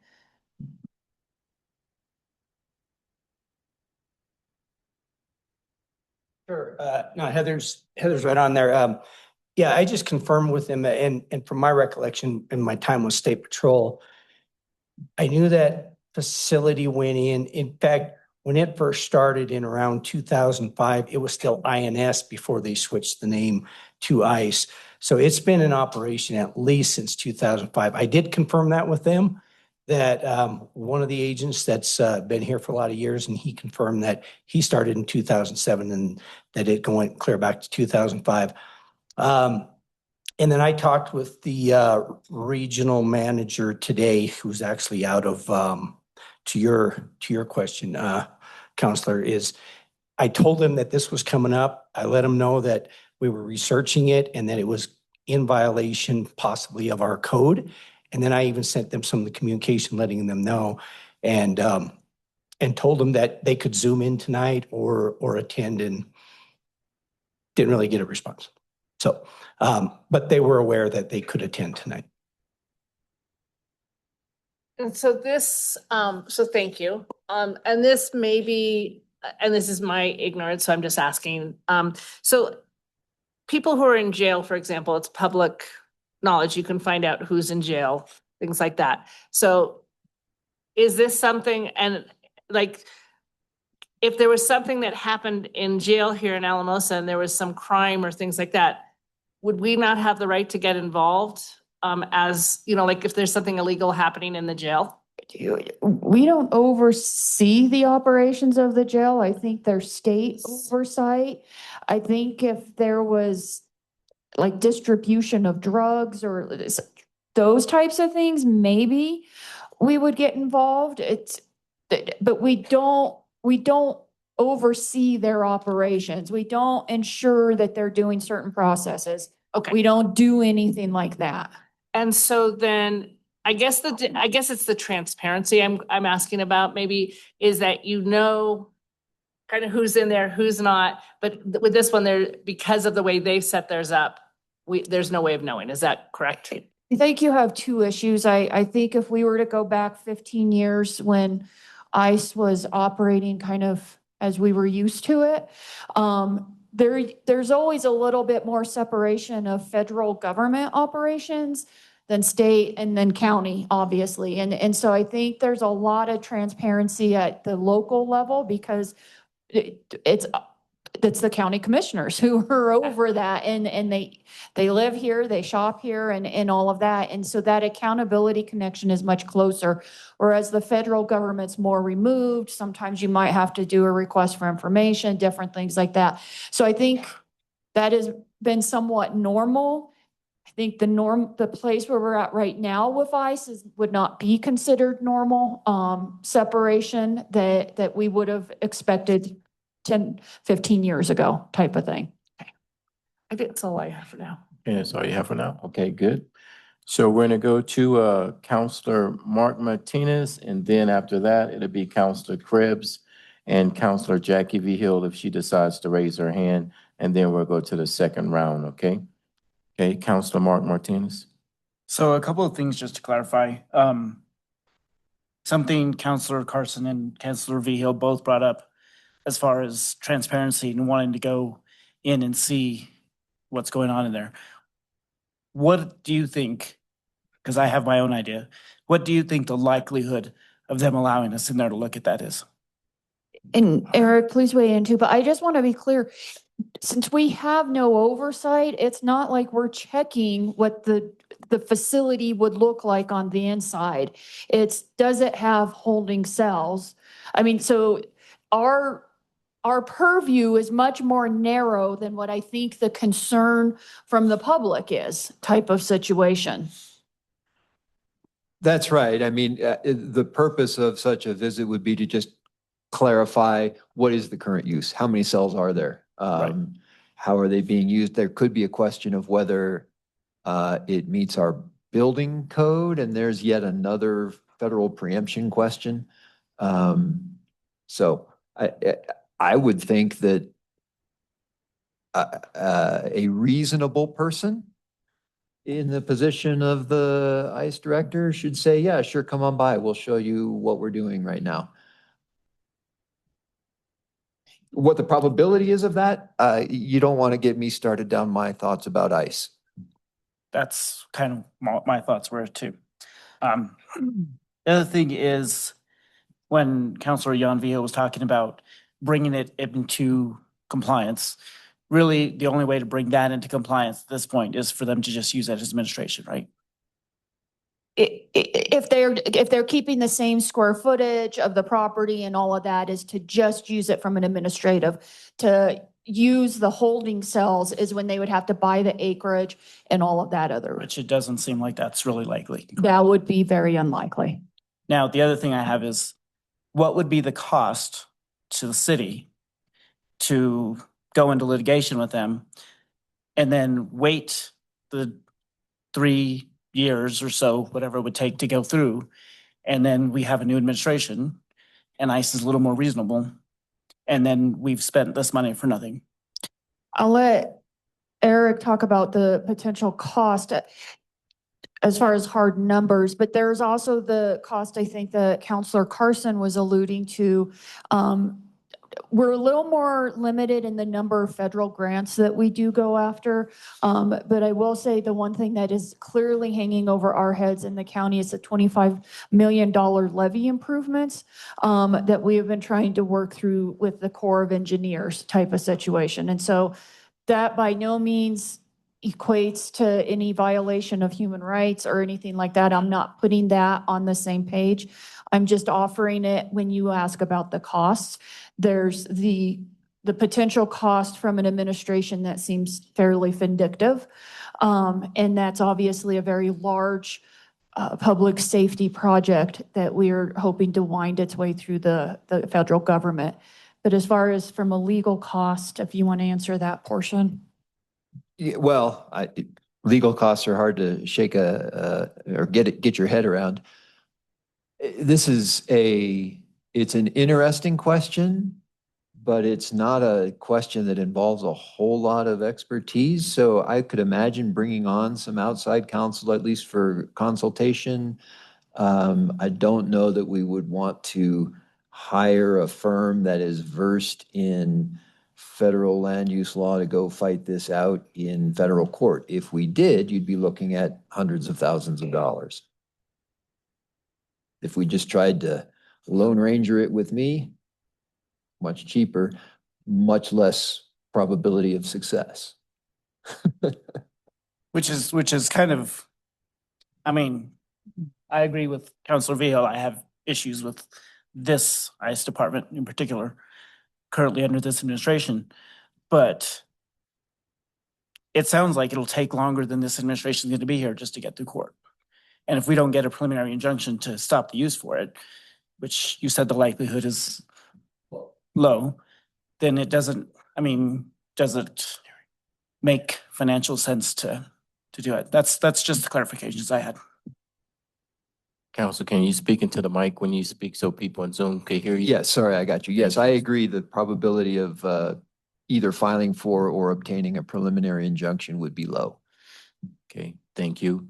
Up next, nope, we're not gonna interrupt. Councilor Krebs, and we'll come back to you in a minute. Councilor Krebs, Thank you, Mayor. welcome. So I've heard from the other counselors, and I think our counselor knows very well that I read his brief and I've read what's gone out. I think one of the issues is that because this facility has been here for 20 years, it's not something that popped up last week or last year.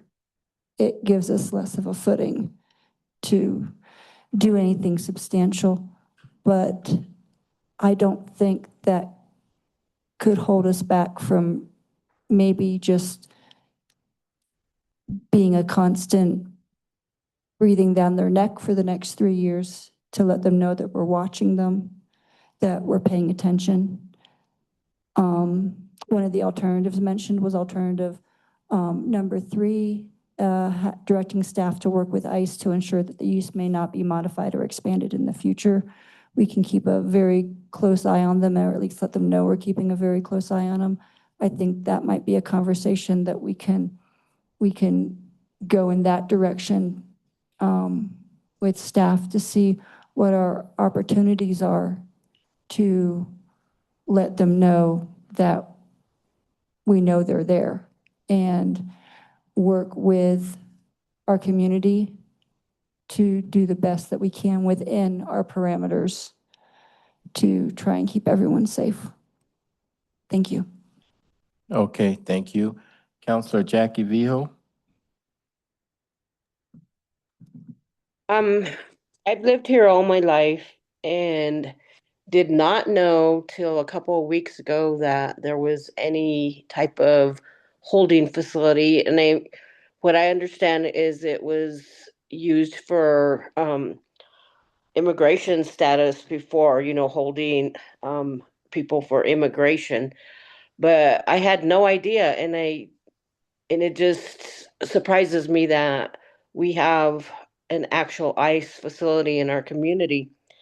What concerns me the most is the stories that we heard tonight about how people are being treated. I mean, come on, like, we want to be treat people like human beings in our community. And so I just want to make a record that it appalls me that I've heard those stories and never knew that this facility even existed in our community. And with our current situation, with everything that's going on with ICE, I mean, it's just a scary thought for me that we even have that in our community. Thank you, Counselor Jackie Vijo. Okay, Council, so what we're going to do is we'll start the second round of questions or comments that if you would like to make some, and then we'll come to some type of motion or talk about where we need to go next, okay? Counselor Carson, did you have anything to say? I'm just going to go around down the road this way to be easier. I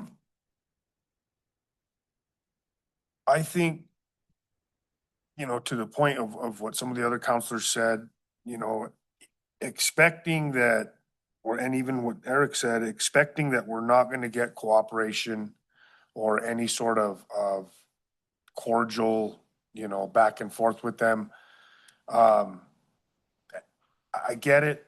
I get the expectation, but I think that being a community, if we approach it as a community who wants to be, who wants to have oversight and at least have, not from a combative sense, I guess, try to be cordial and see if they will allow us to look and see what's going on there. Because I'm still a little bit confused about the holding part.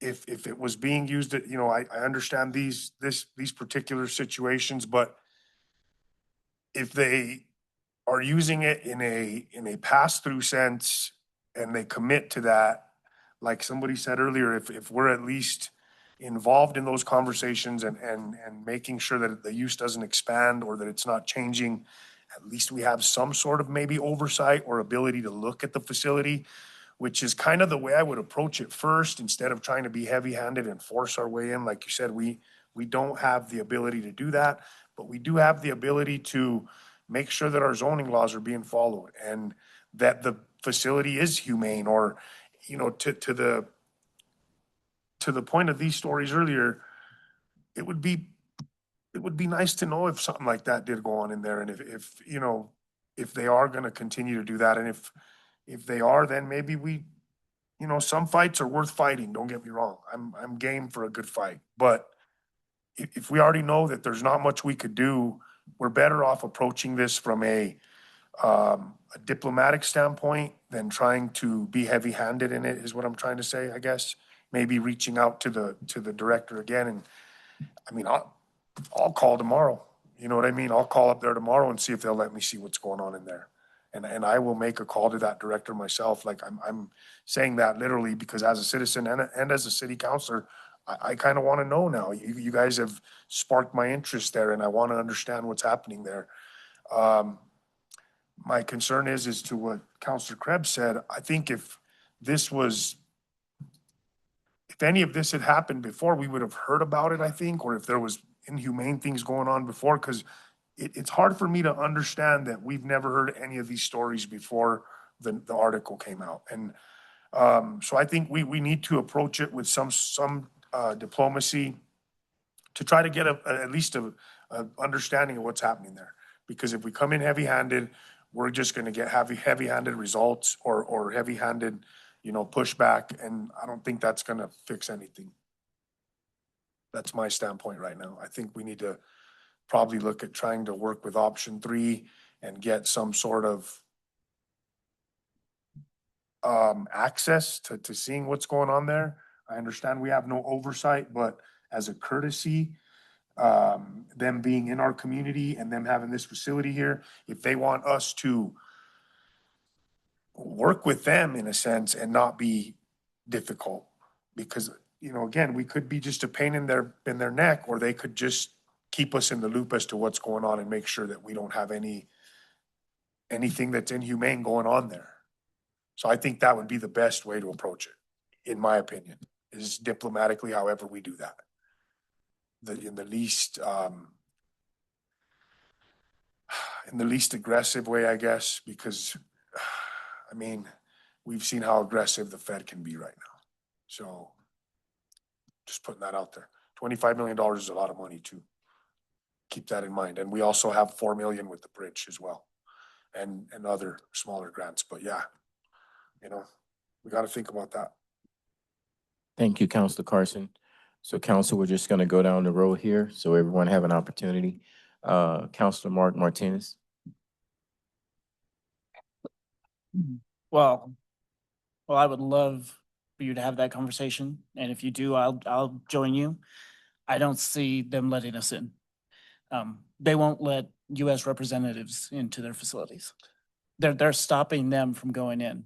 And even if we did go in, we don't have anything to say about what they do in there.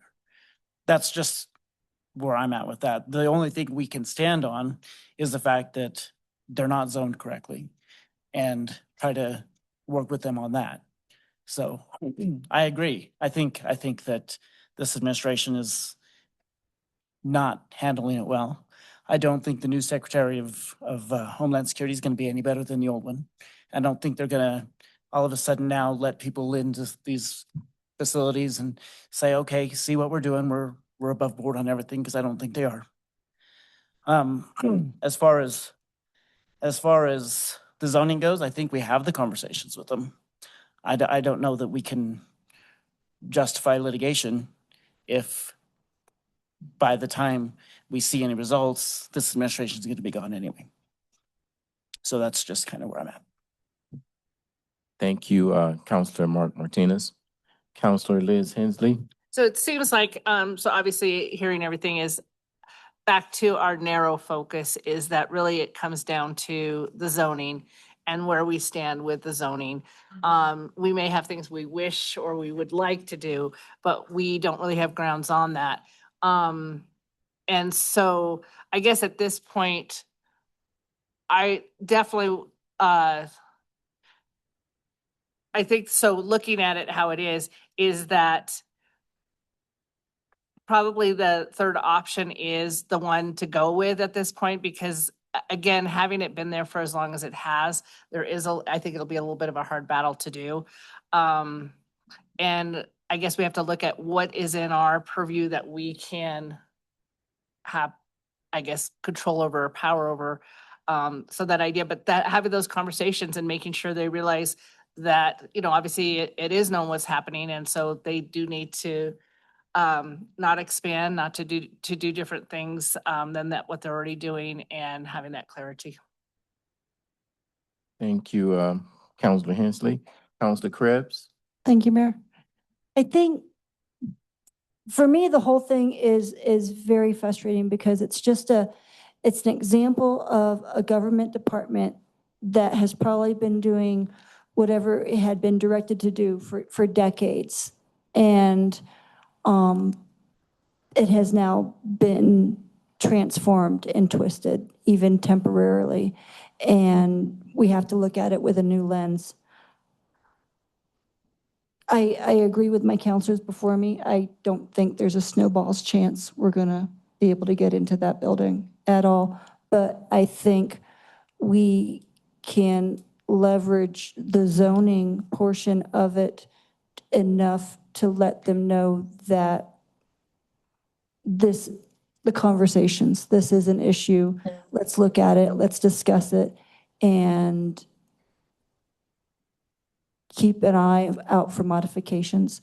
I think that we just have to keep an eye out for it, and then just pay attention to across the country, any other lawsuits or litigations that happen that might resemble our communities. We can pay attention to those outcomes as well, to see if we can't take those and how they're resolved and use those as guide stones to help us along. And I mean, the city council here, we've tackled some really tough stuff, and we've always done it for the benefit of the community. And it's a frustration that this feels like a Goliath situation. And we just have to hold on as tight as we can and just try and keep us between the federal government and the community as much as possible in this one. Thank you. Thank you, Councilor Krebs. Councilor Jan Vigil. Thank you, Mayor. I wasn't interrupting anybody before. I was just excited to talk, but question for Heather and Eric. Do you have any examples of what other cities or towns may be doing in regards to this, and if they've had any success?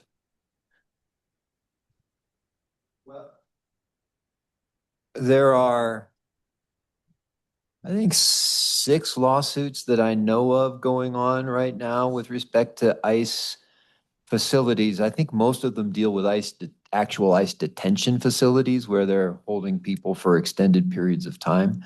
Some of them relate to zoning questions. Others of them relate to improper citing, which I guess would be a zoning question. Various ways that towns or cities can think of to address not wanting to have a detention facility in their town. There may be more. I am aware of 6 around the country. I'm not aware of anything. There is an ACLU lawsuit in Colorado. I don't recall the specifics of what that one is, but I don't think it's really a location of the facility kind of lawsuit. So they're happening. None of them are in a stage where we can learn anything about the success or failure of claims and defenses. They're very early on. Okay, thank you. Thank you, Councilor Jan Vigil. Councilor Jackie Vigil. I understand what everybody's saying as far as this probably being an uphill battle. But I think we, like other counselors have said, we have to concentrate on the zoning part of it for now. But, I just wanted to voice my opinion before and saying, if inhumane things are happening there, that's a problem for me. But, if we could attack it through the zoning part of it for now, and I don't know what we could do otherwise, but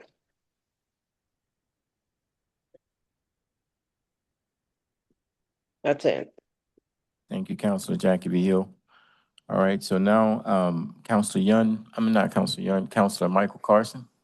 I see you have your mic on. So look, I'm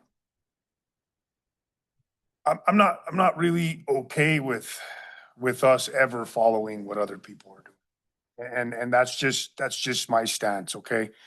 I've heard you guys say that we don't have a chance to get in there, but that's the problem right now, is that everybody's attacking everyone all the time. We come at everything from a combative standpoint, even these situations, all of them, you know what I mean? And that's part of the issue. So I'm more than willing to try to reach out, because I've seen these instances where you're talking about where people went to try to get in these facilities. They didn't call administration. They didn't set up appointments. They didn't take the proper channels. And again, if I call a director of a facility and he treats me like garbage, then that conversation's not going to go away. He likes it. I'm going to tell you right now. We're all human beings. We're all adults here, and we need to treat each other with respect. So the reality is that as the community that this facility exists in, if we approach them diplomatically and cordially and they treat us bad, that's going to be a different conversation. But until then, we have to give diplomacy some sort of chance. We have to call these people and talk to them. And I'm willing to make that phone call. After this meeting's done, I will try to get the number from the chief, and I will reach out personally, because I do want to see what's going on there. And if they don't want to let us in, then in my opinion, when they don't want to let you see something, that's a big red flag. Now, I haven't interacted with these people. I don't know these ICE people here. I know what I've seen in the papers and that incident that happened, and none of that was okay. But again, we have to be better than we've seen. And even though we're mad, and even though people are frustrated and don't like ICE, I get all that. We still have to try to approach it as better leaders and lead by example and be better and calmer. And so I will make that phone call tomorrow because I do want to understand what's going on here. And I don't want to sit here and publicly say that we don't have a snowball's chance because of the I get it, but there's enough going on right now, negative, and enough negative energy at each other. And I've been working with this all week. It's terrible. It's been a terrible week. You know what I mean? There's a lot going on in our country. And besides just ICE and besides all these other things. So I would suggest that we approach this like that. And again, I'm going to make a phone call tomorrow. I want to understand and I want to reach out to the directors of ICE that are working in this area and try to have a different relationship than we've seen in the rest of the country. Not with what they're doing or not being okay with inhumane things, but trying to be okay with other people in general. That's the problem, is that the administration as is, whether you like it or not, just this last 8, 10, 12 years of heat has caused everybody to hate each other. And that's what we're here to not do. You know what I mean? We're up here as leaders to fight through that and to do better. And so I'm not gonna sit here and with an angry fist say that I don't think that ICE is gonna I think we need to talk to them. And now that this is on their radar, that they're on our radar, again, we've been here, it's been there 25 years and we've never heard anything till tonight or, till recently. So let's approach it like we do everything else. Let's be leaders and examples, not follow what other people are doing. Suing anybody and suing the federal government isn't gonna go good for us. I really doubt that. So I think we have a better chance of forcing our hand or putting our hand out and saying, we want to know if you're complying with our zoning laws. We have concerns as leaders of this community and we want to understand what you're doing there. And then we see how he reacts or how they treat us. I will make that phone call tomorrow, whether anybody likes it or not. I'm going to make that phone call because I want to understand what's going on there. So that's all I need to say is we need to approach things with less aggression, less hate, and less vitriol than we see going on everywhere else. That's all I can say right now. Thank you, Councilor Carson. Councilor Martinez, were you about to hit the mic? Okay. Anyone else? Has everyone said what they wanted to say? Councilor Jackie V. Hill, before I try to summarize some of this. Everybody good? All right.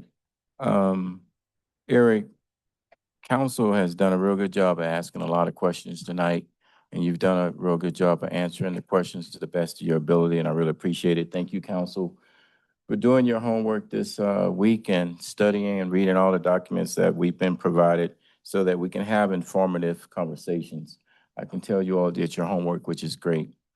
So, Eric, what would be your recommendation? And then if you could describe to council, what would be the next steps if you were to give us some guidance? Well, I think my recommendation would be kind of in line with what I'm hearing from council overall. Lawsuits are never fun. The outcome of lawsuits is rarely certain. We have a facility that has been there for 20 plus years, flying completely under the radar. ICE is behaving nationally in ways that have made it a lightning rod. And so they are being examined by communities across the nation because they are behaving badly. I am not aware of any bad behavior at this facility. We have claims and defenses that make the question of, can we enforce our zoning code against the feds in this context, one that is very difficult to answer without waiting for a court to tell us which way it goes.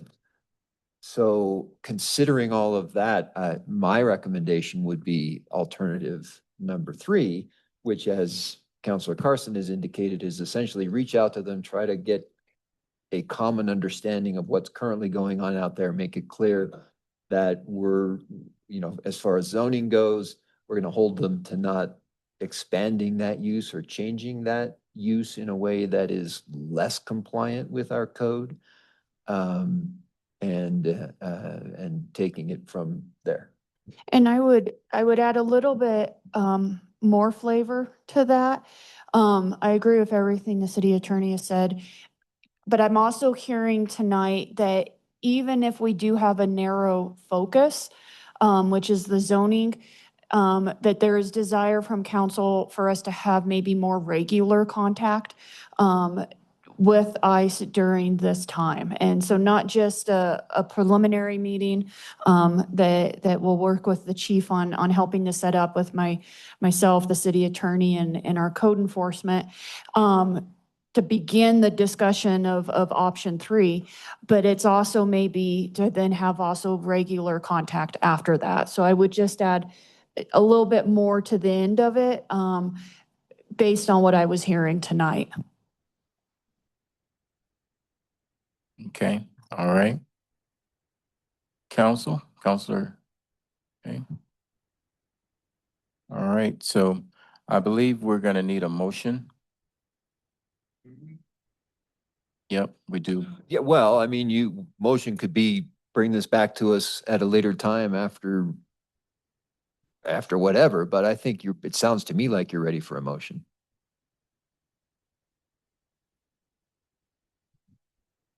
Staff cannot be in limbo on if we should be enforcing, Yeah. that we need something. I would move that we instruct staff to go with option 3 of Eric's communication. I'll second. Okay, we have a motion, a second. Do we have any further discussion? Okay, I just have one question with that motion when it comes to follow-up and communication. Is that gonna be done on a regular basis? What does that mean? How often?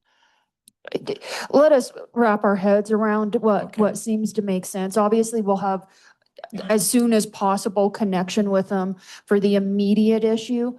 And then kind of based on that conversation, we can identify maybe a timeframe going forward. Okay, and if you don't mind, since I did hear this multiple times from council members, I don't think it would hurt to present to them as well. Council would like to see if there's a possibility for them to visit the facilities, and at least we can hear back what their answer is. Yep, we can definitely bring that up. And again, I want to make sure we're all on the same page and managing expectations. This is an interaction and all of that. This is not inserting ourselves into an oversight role that we do not have type of thing. And we just need to be clear about that. Yes, that's fair. Okay, Counselor Hensley, then Counselor Young.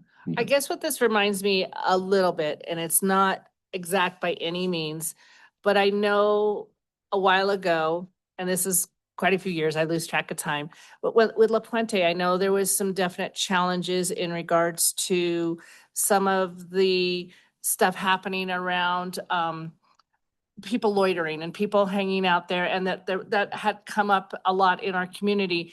And having those conversations with La Puente and more that how do we work together to do the best we can to all be good partners and things like that. And with that, got it to a direction, that had that balance. And I feel like this, taking that same perspective with something like this, so that idea of having those conversations, not that we want to oversee them or things like that, but that how to work together as community members. And again, I know I'm somebody who always sees things on a positive side and optimistic, but I think giving that chance. And so, but this is what it kind of reminds me of. And there we had that partner with La Puente in the sense of really, hey, how do we work together and handle or solve some of these solutions or come up with some solutions? So. Thank you, Counselor Hensley. Counselor Young Hill. Yeah, two things you said for discussions, Mayor, and you brought it up is the timeline. I would like there to be some sort of time on this pressing. And if they refuse to meet, if they refuse to talk, if any of that stuff, I would like them to know that I will personally go after number 1, enforce the zoning law. I just want to make sure we're clear on what number 3 is. Number 3 isn't go talk to them, and if they're nice, that we do a letter that locks in their use. Number 3 is we're going to go try to talk to them, but the essence of number 3 is we are going to put in writing what the parameters of their use is so they don't expand beyond it. So they can stonewall us, and following number 3 is still doing that letter, not coming back to council and doing number 1. That's what number 3 is. And that's immediate. So that's the timeline. We're doing that now. We're sending that letter now. Okay. So the process has started, post haste, correctly? Correct. I mean, Yeah, correct? right. Realistically immediate. Council, I'll be remiss if I didn't just bring this up. I appreciate all of y'all's eagerness to be one-on-one, to reach out and talk and show up and all that kind of stuff.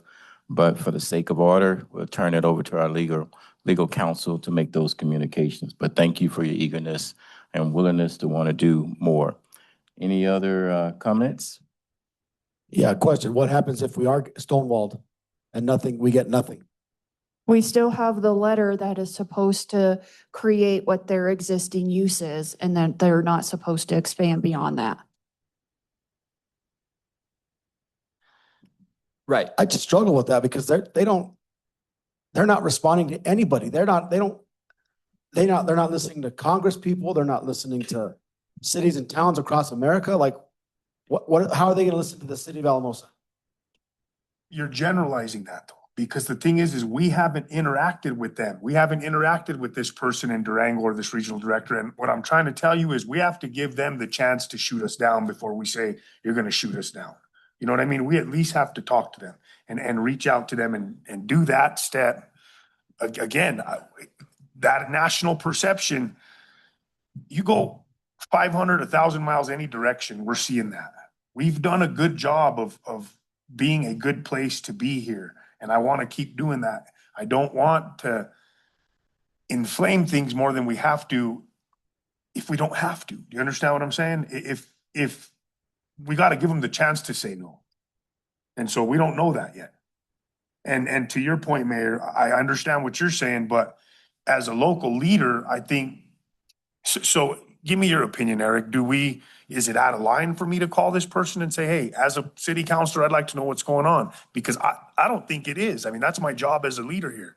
It's not out of line. You can certainly do that. It might not be the most helpful approach. I get it, but Because then we're like hitting them from different directions. I get it, but I think sometimes the human approach is the most helpful instead of legal letters and threats. And that's my point is sometimes we got to try that. So my plan was going to be to have the chief set up a meeting that would include myself, the city attorney himself, and our code enforcement to go meet with them, to talk about the zoning and then how we are going to do this letter that is going to allow them to continue, but that they cannot expand the type of use, type of situation. And then whatever the other rest of the discussion that we've talked about, but that was what the next step was going to be. Okay, good discussion tonight, council. Appreciate that. So we have a motion, we have a second. I don't see any other lights on for any further discussion, so please start voting. Counselor Jackie Vihel, I struggle with this, so I'm voting no. okay, the motion carried 6-1 with Counselor Jackie Vihel casting the no vote. Okay, thank you. All right, that moves us on to the next item on the agenda under Public Works, a motion authorizing safety improvements at the Victoria Avenue and First Street intersection.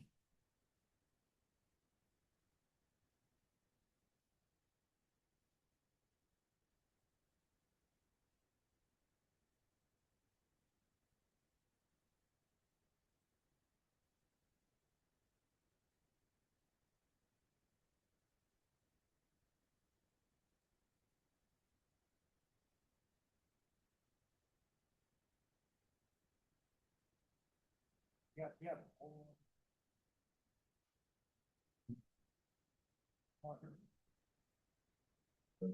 Yeah.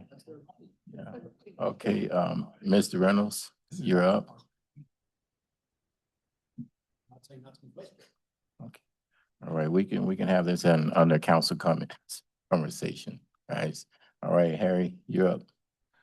Good evening, council. Mr. Mayor.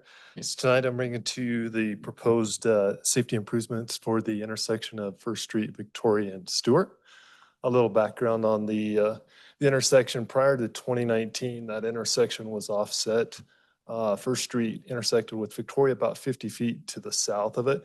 And so people would kind of, with their head on a swivel, make their way through kind of a little Z pattern, trying to weave and bob, and it was quite the safety issue. And so in 2019, when we did phase 3 of the First Street rebuild, the intent was to realign that intersection so you have clear line of sight with people in front of you and traffic coming off the highway.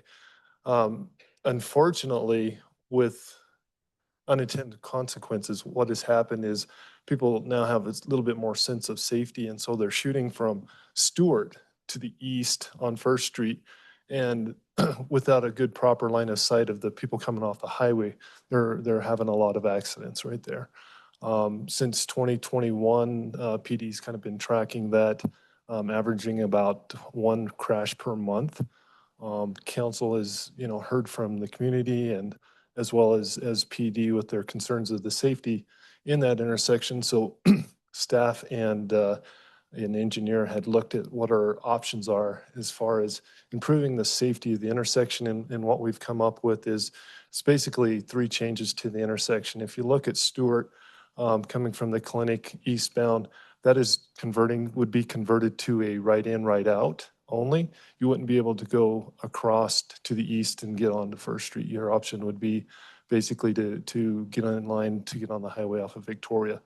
The second change would be a stop sign on Victoria headed southbound. So it's a 3-way stop, and hopefully that would provide a little more order to the intersection, people stacking and trying to get on and make the light. And the third change is you see in the First Street intersection there is the other island, which would prohibit the people from Stewart going eastbound. And that's kind of the area of concern. But what it also does is it eliminates the opportunity for those on Victoria southbound to turn onto First Street. So while it's inconvenient for people wanting to get on First Street, I think the safety need overrides the convenience there. So the financial impact on this, we estimate the cost is going to be about $15,000. We'll be doing that in-house using city staff. That covers the cost of the engineering to detail the plan set. It would be funded through the general fund, and something that would be, if authorized, would be brought to council in a future budget amendment in 2026. So. And just to be clear, Harry, we're not here to get input on the design because that's what we relied on the traffic engineer for. This is authorization to move forward with the construction project since it's not currently in the budget. Yeah, that's correct. Okay. All right. So I'm going to open it up to council. And since I didn't see who light came on first, I'm going to, okay. We'll start off with Councilor Hensley, and then was it Councilor Yon V. Hill, and then Councilor Krebs? All right, in that order, let's do that. Sure. So it definitely needs something done, so I definitely support this. If this all goes through, when would it be done soon or? Yeah, right now we're scheduled tentatively to start in June. Let school get out and as well as finish up Pike Avenue. And then, because there'll be quite a bit of restrictions in the intersection to do the work. So planning to do that in June. Yeah, because it definitely is like plain chicken out there. Yeah. So, Yeah. cool. Thanks. This is a good idea. Get it safer. I'm ready to make a motion. Ms. Krebs. Thanks, Councilor Vihil. I just have a clarifying question. So looking at the diagram, if I'm coming up Victoria towards the middle school, would I be able to turn left onto Stewart? Because you mentioned it was a right in, right out, but it looks like I would be able to turn. You're correct. So you would be able to turn left and First Street would be able to continue across. So right in, right out would be incorrect for me saying Okay, it's a right so out that's a only. 3/4? No, it's a right out only. Right out only? Yeah, Okay. thank you. Making sure. All right, thank you. I second the motion. Well, I got to make the motion first. Yeah. I move that we Never authorize the project for modifications to the Victoria Avenue and First Street intersection. I'll second the motion. Okay, we have a motion, a second. Any further discussion? Okay, please start voting.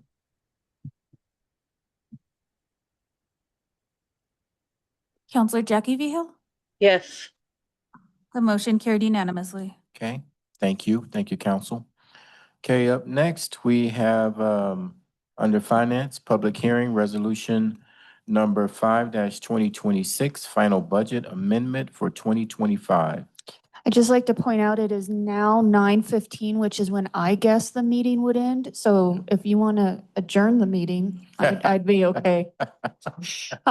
Just joking. This is our last budget amendment for the year of 2025. There's a lot of similarities to what you've experienced in previous years for the last budget amendment. A lot of the changes are related to capital projects. It's sometimes hard to anticipate how much of them will be done in 2025 and how much are carried over to 2026. A lot of those projects also have associated grants, so we have to modify that revenue and expense for those as well. So you'll see a lot of changes in that amendment that we kind of would consider just housekeeping type of situation. So now that we can close out 2025, we know how much of those CIP projects were actually completed.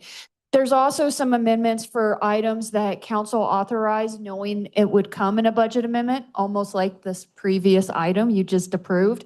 An example for 2025 is when council authorized the mayor's challenge for little learners. So there's a few items in there that are like that for projects that were authorized, and we're just now capturing it in the budget amendment. Other items, though, that might be a little bit different than what you've seen in the past. For the first time, sales tax did not perform as expected in the budget. We had anticipated a 2.5% in the budget, and sales tax underperformed. It was still a slight increase, thankfully, but not as much as we expected. So we had to make an adjustment there. Additionally, our sanitation and water service revenues were also slightly below budget. On a brighter news, multiple golf revenue items were up significantly. And so this is starting to reduce that gap in the profit loss to about $138,000. The other thing that's a little different than what we've seen in previous years is we did note a few errors in how our FTE line items and part-time line items were put in the budget. We've identified how those errors occurred, and we have fixed them so they don't continue any further. But we had a few issues with some FTEs and managing some of the part-time line items. And then the last thing that hit at almost every single division is our cost for workers' compensation coverage was updated to reflect current wages as well as positions. So for example, when I say positions, they also included for the first time all of our advisory boards members. And so there was some significant changes that we saw in workers' compensation that impacted every department, both from the adding the positions plus the years of wage increases that we have done. So that's a summary of the types of changes you'll see sprinkled in throughout all these different divisions. And Emily and I are available if there's any questions. Okay.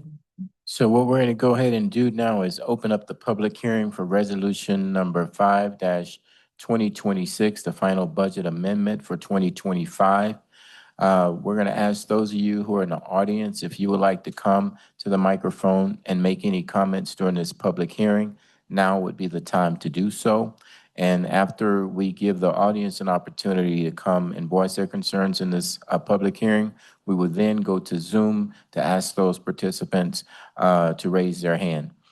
Okay, so please come to the podium. Okay, I don't see anyone here coming to the podium, so we'll now go to Zoom. Ms. Martinez, if you could show those people on Zoom and share with them how to raise their hands so they can be recognized during this public hearing. Yes, sir. If you're on the Zoom app and you want to speak for this public hearing, you'll use the raise hand feature in the bottom of your screen. If you're on a telephone, you'll dial *9. Okay, Mayor, I don't see anyone raising their hand. Okay, I don't see any hands raised either, Ms. Martinez, so we'll go ahead and close the public hearing, bring it back to Counselor Jan Vigil, and then Counselor Hensley. Mayor, I move that we approve resolution number 5-2026. I'll second. We have a motion, a second. Any further discussion? If not, please. 1 second, bear with me. Please start voting. Counselor Jackie Behill? Yes. Okay, the motion carried unanimously. Okay, thank you. That brings us to the next item on the agenda. Under city manager, under fire, motion setting a temporary burn and smoking ban on trails and in open spaces.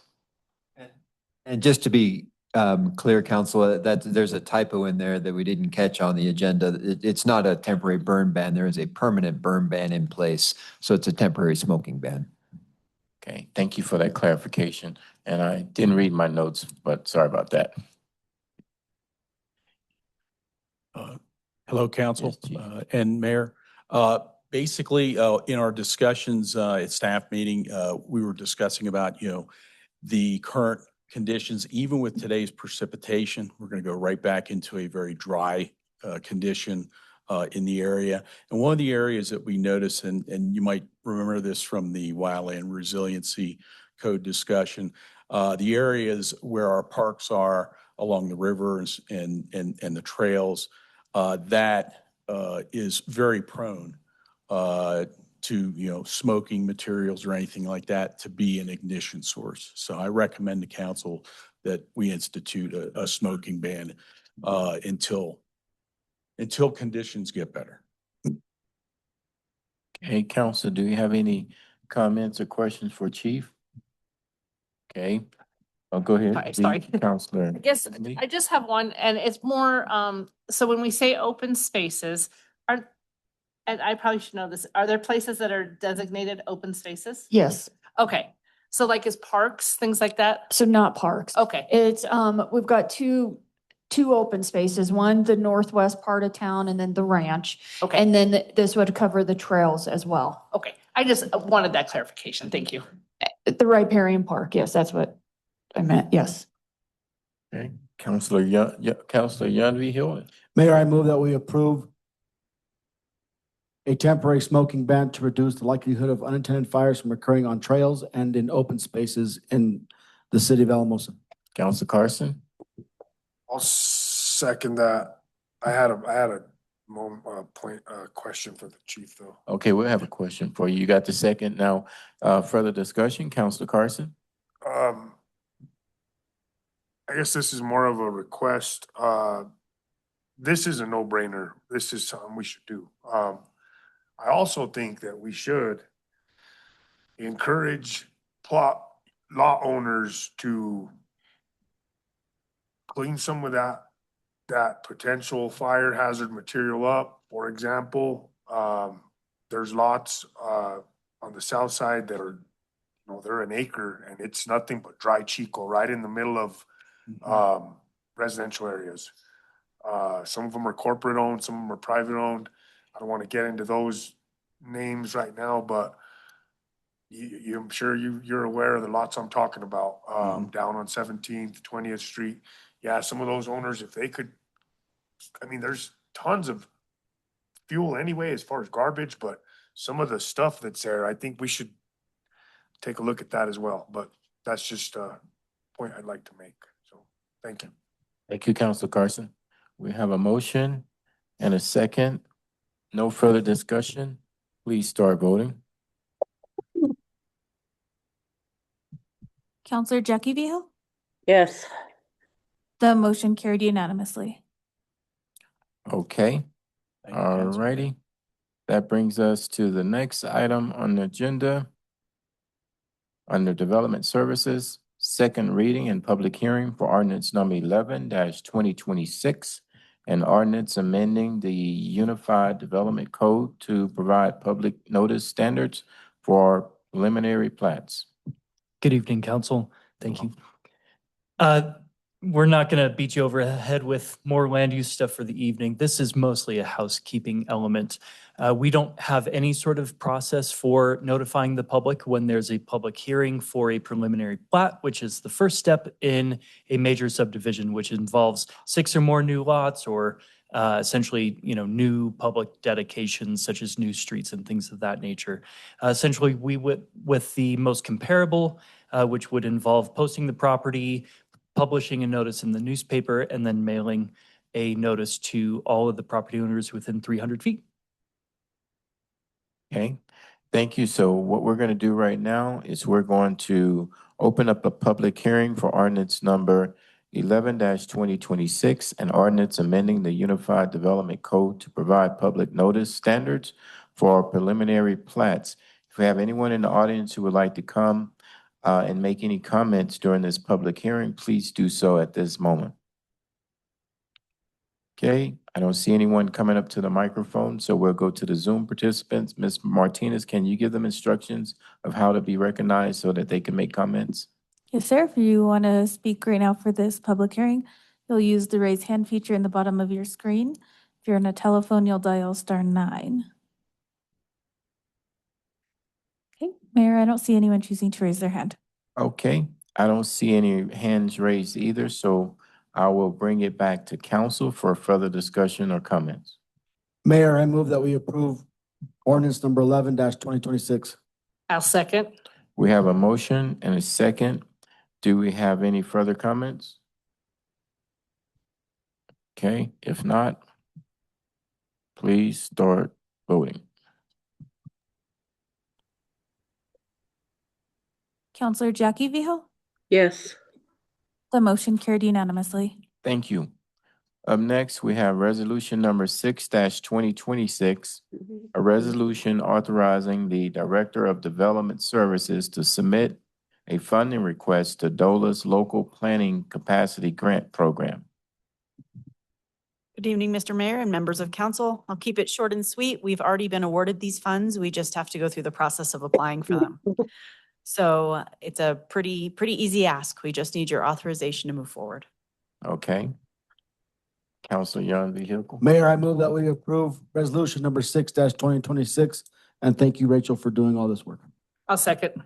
We have a motion and a second. Any further discussion? Rachel, thank you again for all the work that you and your team do. Okay, motion second, no further discussion. Please start voting. Counselor Jackie Vigil? Yes. The motion carried unanimously.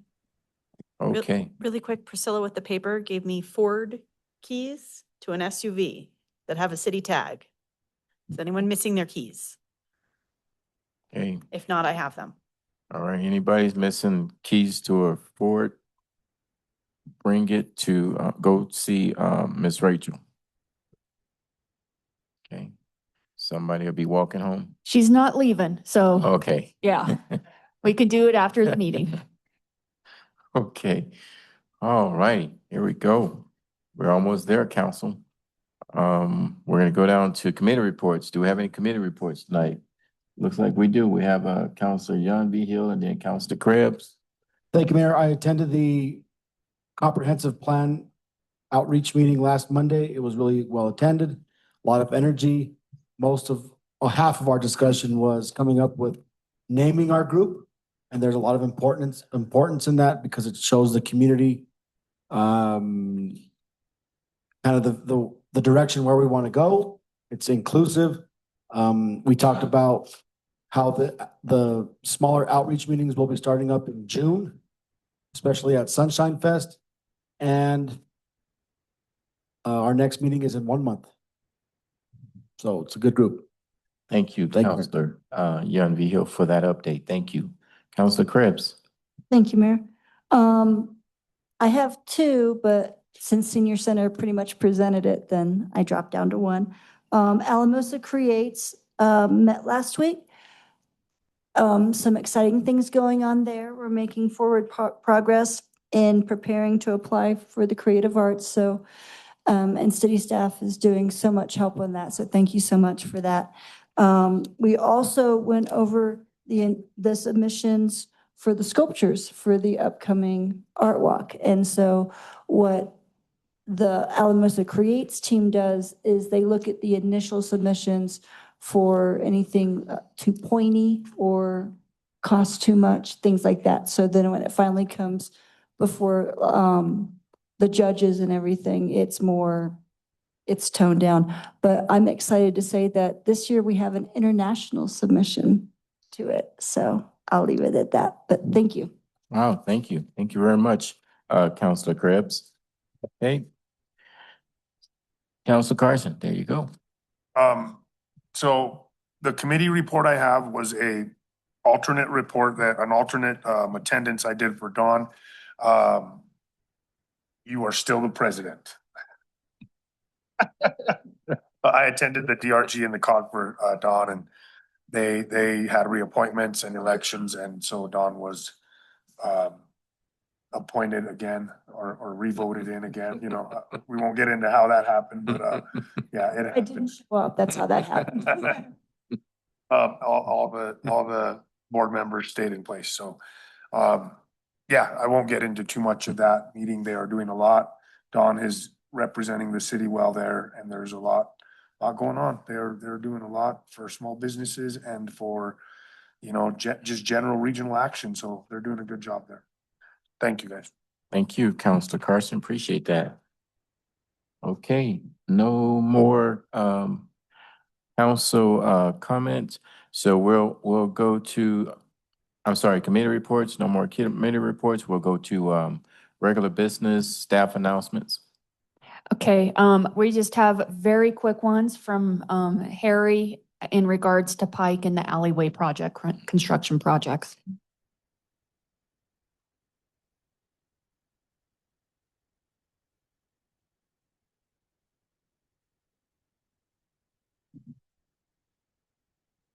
I'll make it quick. Just laughing as Rachel had my keys.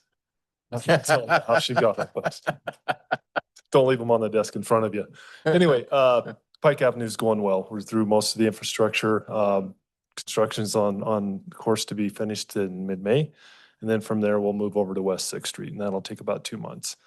Alleyway is under construction, and we're working between Edison and San Juan, and then it's going to be packed with a lot of surprises as we're expecting, and so it'll be fun. So that's about it.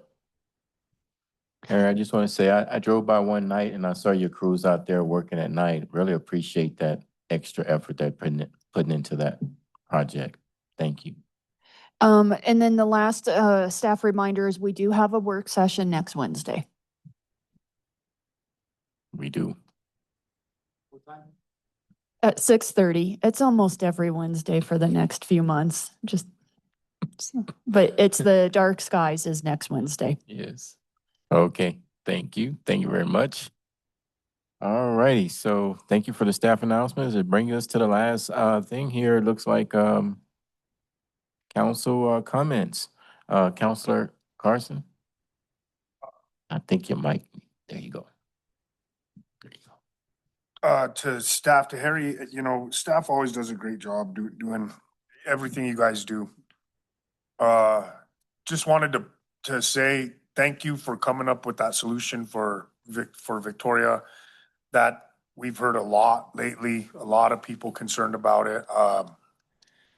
And so it's good design. I think it's a good idea and it should work. And the cost effectiveness of it all was pretty good. That was because my first question when you started talking about it was, how much is it going to cost? And then of course I read down further, and so good job on that. That's a good find and fix. And that again shows people were listening. And to address my point earlier, I will say what I said out loud. I wasn't trying to be under my voice on the dais. I was frustrated because, like I said earlier, we are very quick as a society and as a public to jump at the vitriol and the negative right away when we have something to come at. And I get that I get your feelings, and I get everybody's feelings of frustration around this issue. It is frustrating for me as well to see that frustration happening in real time, and for people to want to be up in arms about that, but everything else is peripheral. And we have so many things going on. I haven't seen one protester in a month coming here to ask us to say anything about the things we found out about our government in the other files that were released and things like that. You know what I mean? It's frustrating for me to see that children are being harmed or things like that are going on and that nobody's up in arms about that. And that was my point, is the minute that dramatic issue was over, everybody that was in here got up and left. And I tell people, not only here, but in my day job, you can't come here once in a while to complain and yell at us about issues that you're not involved in on a regular basis. Show up to meetings, be involved in the process. You know, we just had elections, nobody runs, nobody steps up. And so it is frustrating for me here to sit here and be mandated by people to do things when that's the only part of the process they want to be involved in. Being mad, holding up a sign, waving their fist in the air. I got involved in council because of a zoning issue that affected me at my house. It ticked me off and I had to get involved. And I'm still here 8 years later. And I want other people to step up so that we don't end up, I love Councilor Griego, but we don't need people here 40 years. You know what I mean? People need to have lives and contribute to that part of the process. So that was my point. I wasn't being jerky. To me, it is frustrating when we're here watching the process happen and people just get up and split once they hear that, you know, that issue's over and they don't really want to be part of the process. They just want to come here and point the finger at us or yell or wave their fist. And we need less of that and more people interacting and talking. And that was my point. Thank you, Councilor Carson. Councilor Hensley and then Councilor Krebs. I just want to commend Holly and her team. Our dinner that we had for to honor all of our volunteers was fantastic. It was a great event. I think it's one of the best events we have every year. It's great to see so many people involved. And so with that and how much of our community does get involved with a lot of the things that are important to our city, but you just did a great job of putting that together. So thank you. Yeah. Thank you, Councilor Hensley. Councilor Krebs. Thank you, Mayor. Well, she took part of what I was gonna say, but the dinner reminded me that there's a tree planting coming up at Carroll Park. And so there's lots of trees to be planted. And so anybody who wants to come out and help is more than invited to it. So that's a great question. I'm so glad you asked. I believe it's April 18th. April 18th. But there is a form that you would do to sign up. So it's from 9 to 12:30. Yes. And also that another very large city event's coming up where they combined the Frio Trio and whatever they're calling it this year, Rio Fest. And so they're probably looking for volunteers for that as well. So anything anyone can do to help out. Thanks. Okay. Thank you all. I got one, Mayor. Oh, go ahead. Just want to respond to Mr. Carson. Okay. I understand your frustrations. I saw tonight's crowd very respectful. I saw no one raising their fists or raising hell tonight. They were passionate about that issue. And in my opinion, if that's all they care about and they want to be here to voice their opinion on that issue, and once it's put to bed up here, if they want to leave, they can leave. So those are my thoughts. Okay. All right. So I wanted to make sure there was no rebuttal before I wrap things up. Hold on. Yeah, because usually. All right. Wow. All right. Good job. Good job, everybody. I'm gonna just go ahead and wrap things up. I don't know if you all had a chance to see the little giveaways that Holly and her team gave away. Did y'all get to see them?